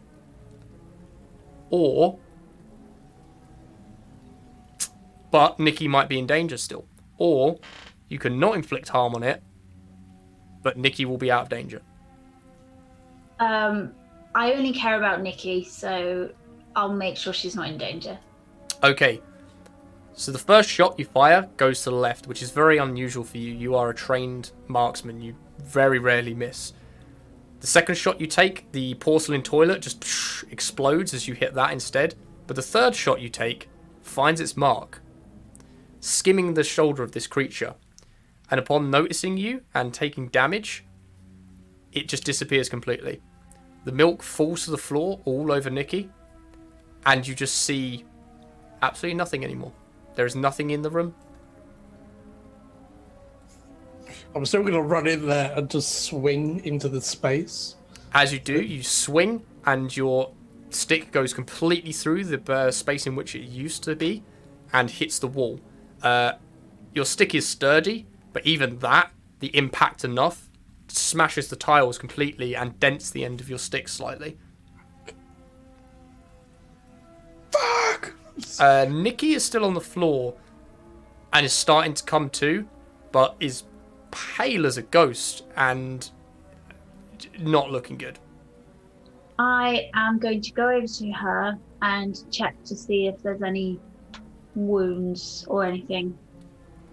You're checking her over as she's coming to, and there doesn't seem to be any wounds at all, but she is like icy cold to the touch.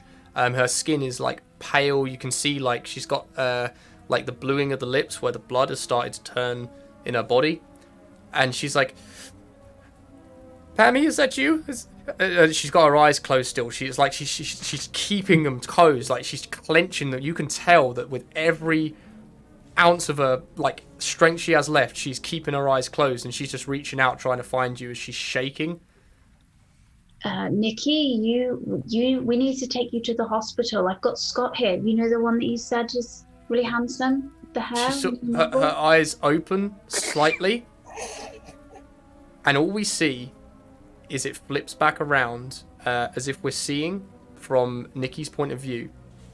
And you're stood over her, Scott, you're stood over her, and behind you, in the shower, kind of just as the entrance to the bathroom, we see the creature again, like clamped onto the wall, and it just brings one of its talons up and goes shh as she lets out a horrific scream. The thing scurries from the room, and we see a flash of purple come from the door to your bedroom. I run over, like, was that door open? That door was closed once you went back in Closed. it. You closed it behind you, we'll say. Can I, like, run over, open the door? Yeah. And I'm guessing I'm seeing nothing.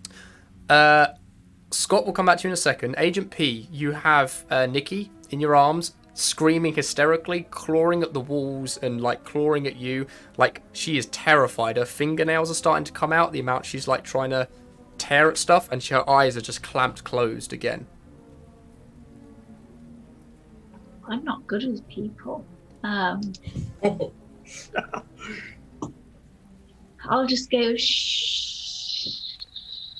As you do that, she just screams more and more and more until the exhaustion overcomes her and she just passes out in your arms. Scott, you run out into the room as you see the door slam and that flash of purple happens.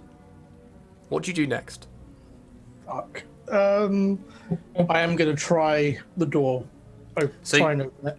You run forward as the last piece of plaster starts to fall from the roof, as you see this thing scurried along it.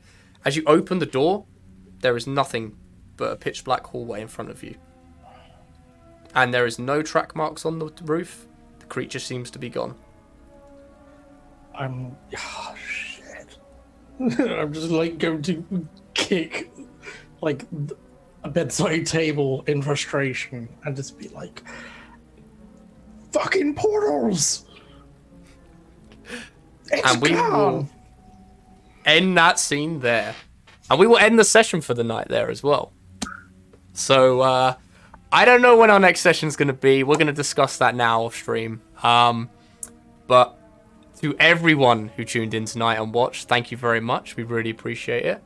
Thank you again to Sean, to Les, to Rich and Jem. We will have a quick chat after this. I will not be back on now. I am going to be away as well for the next week or so. However, we will potentially be doing a Friday or Saturday stream. So check Twitter, give us a follow on Discord. And once again, thank you very much. And we will catch you next time.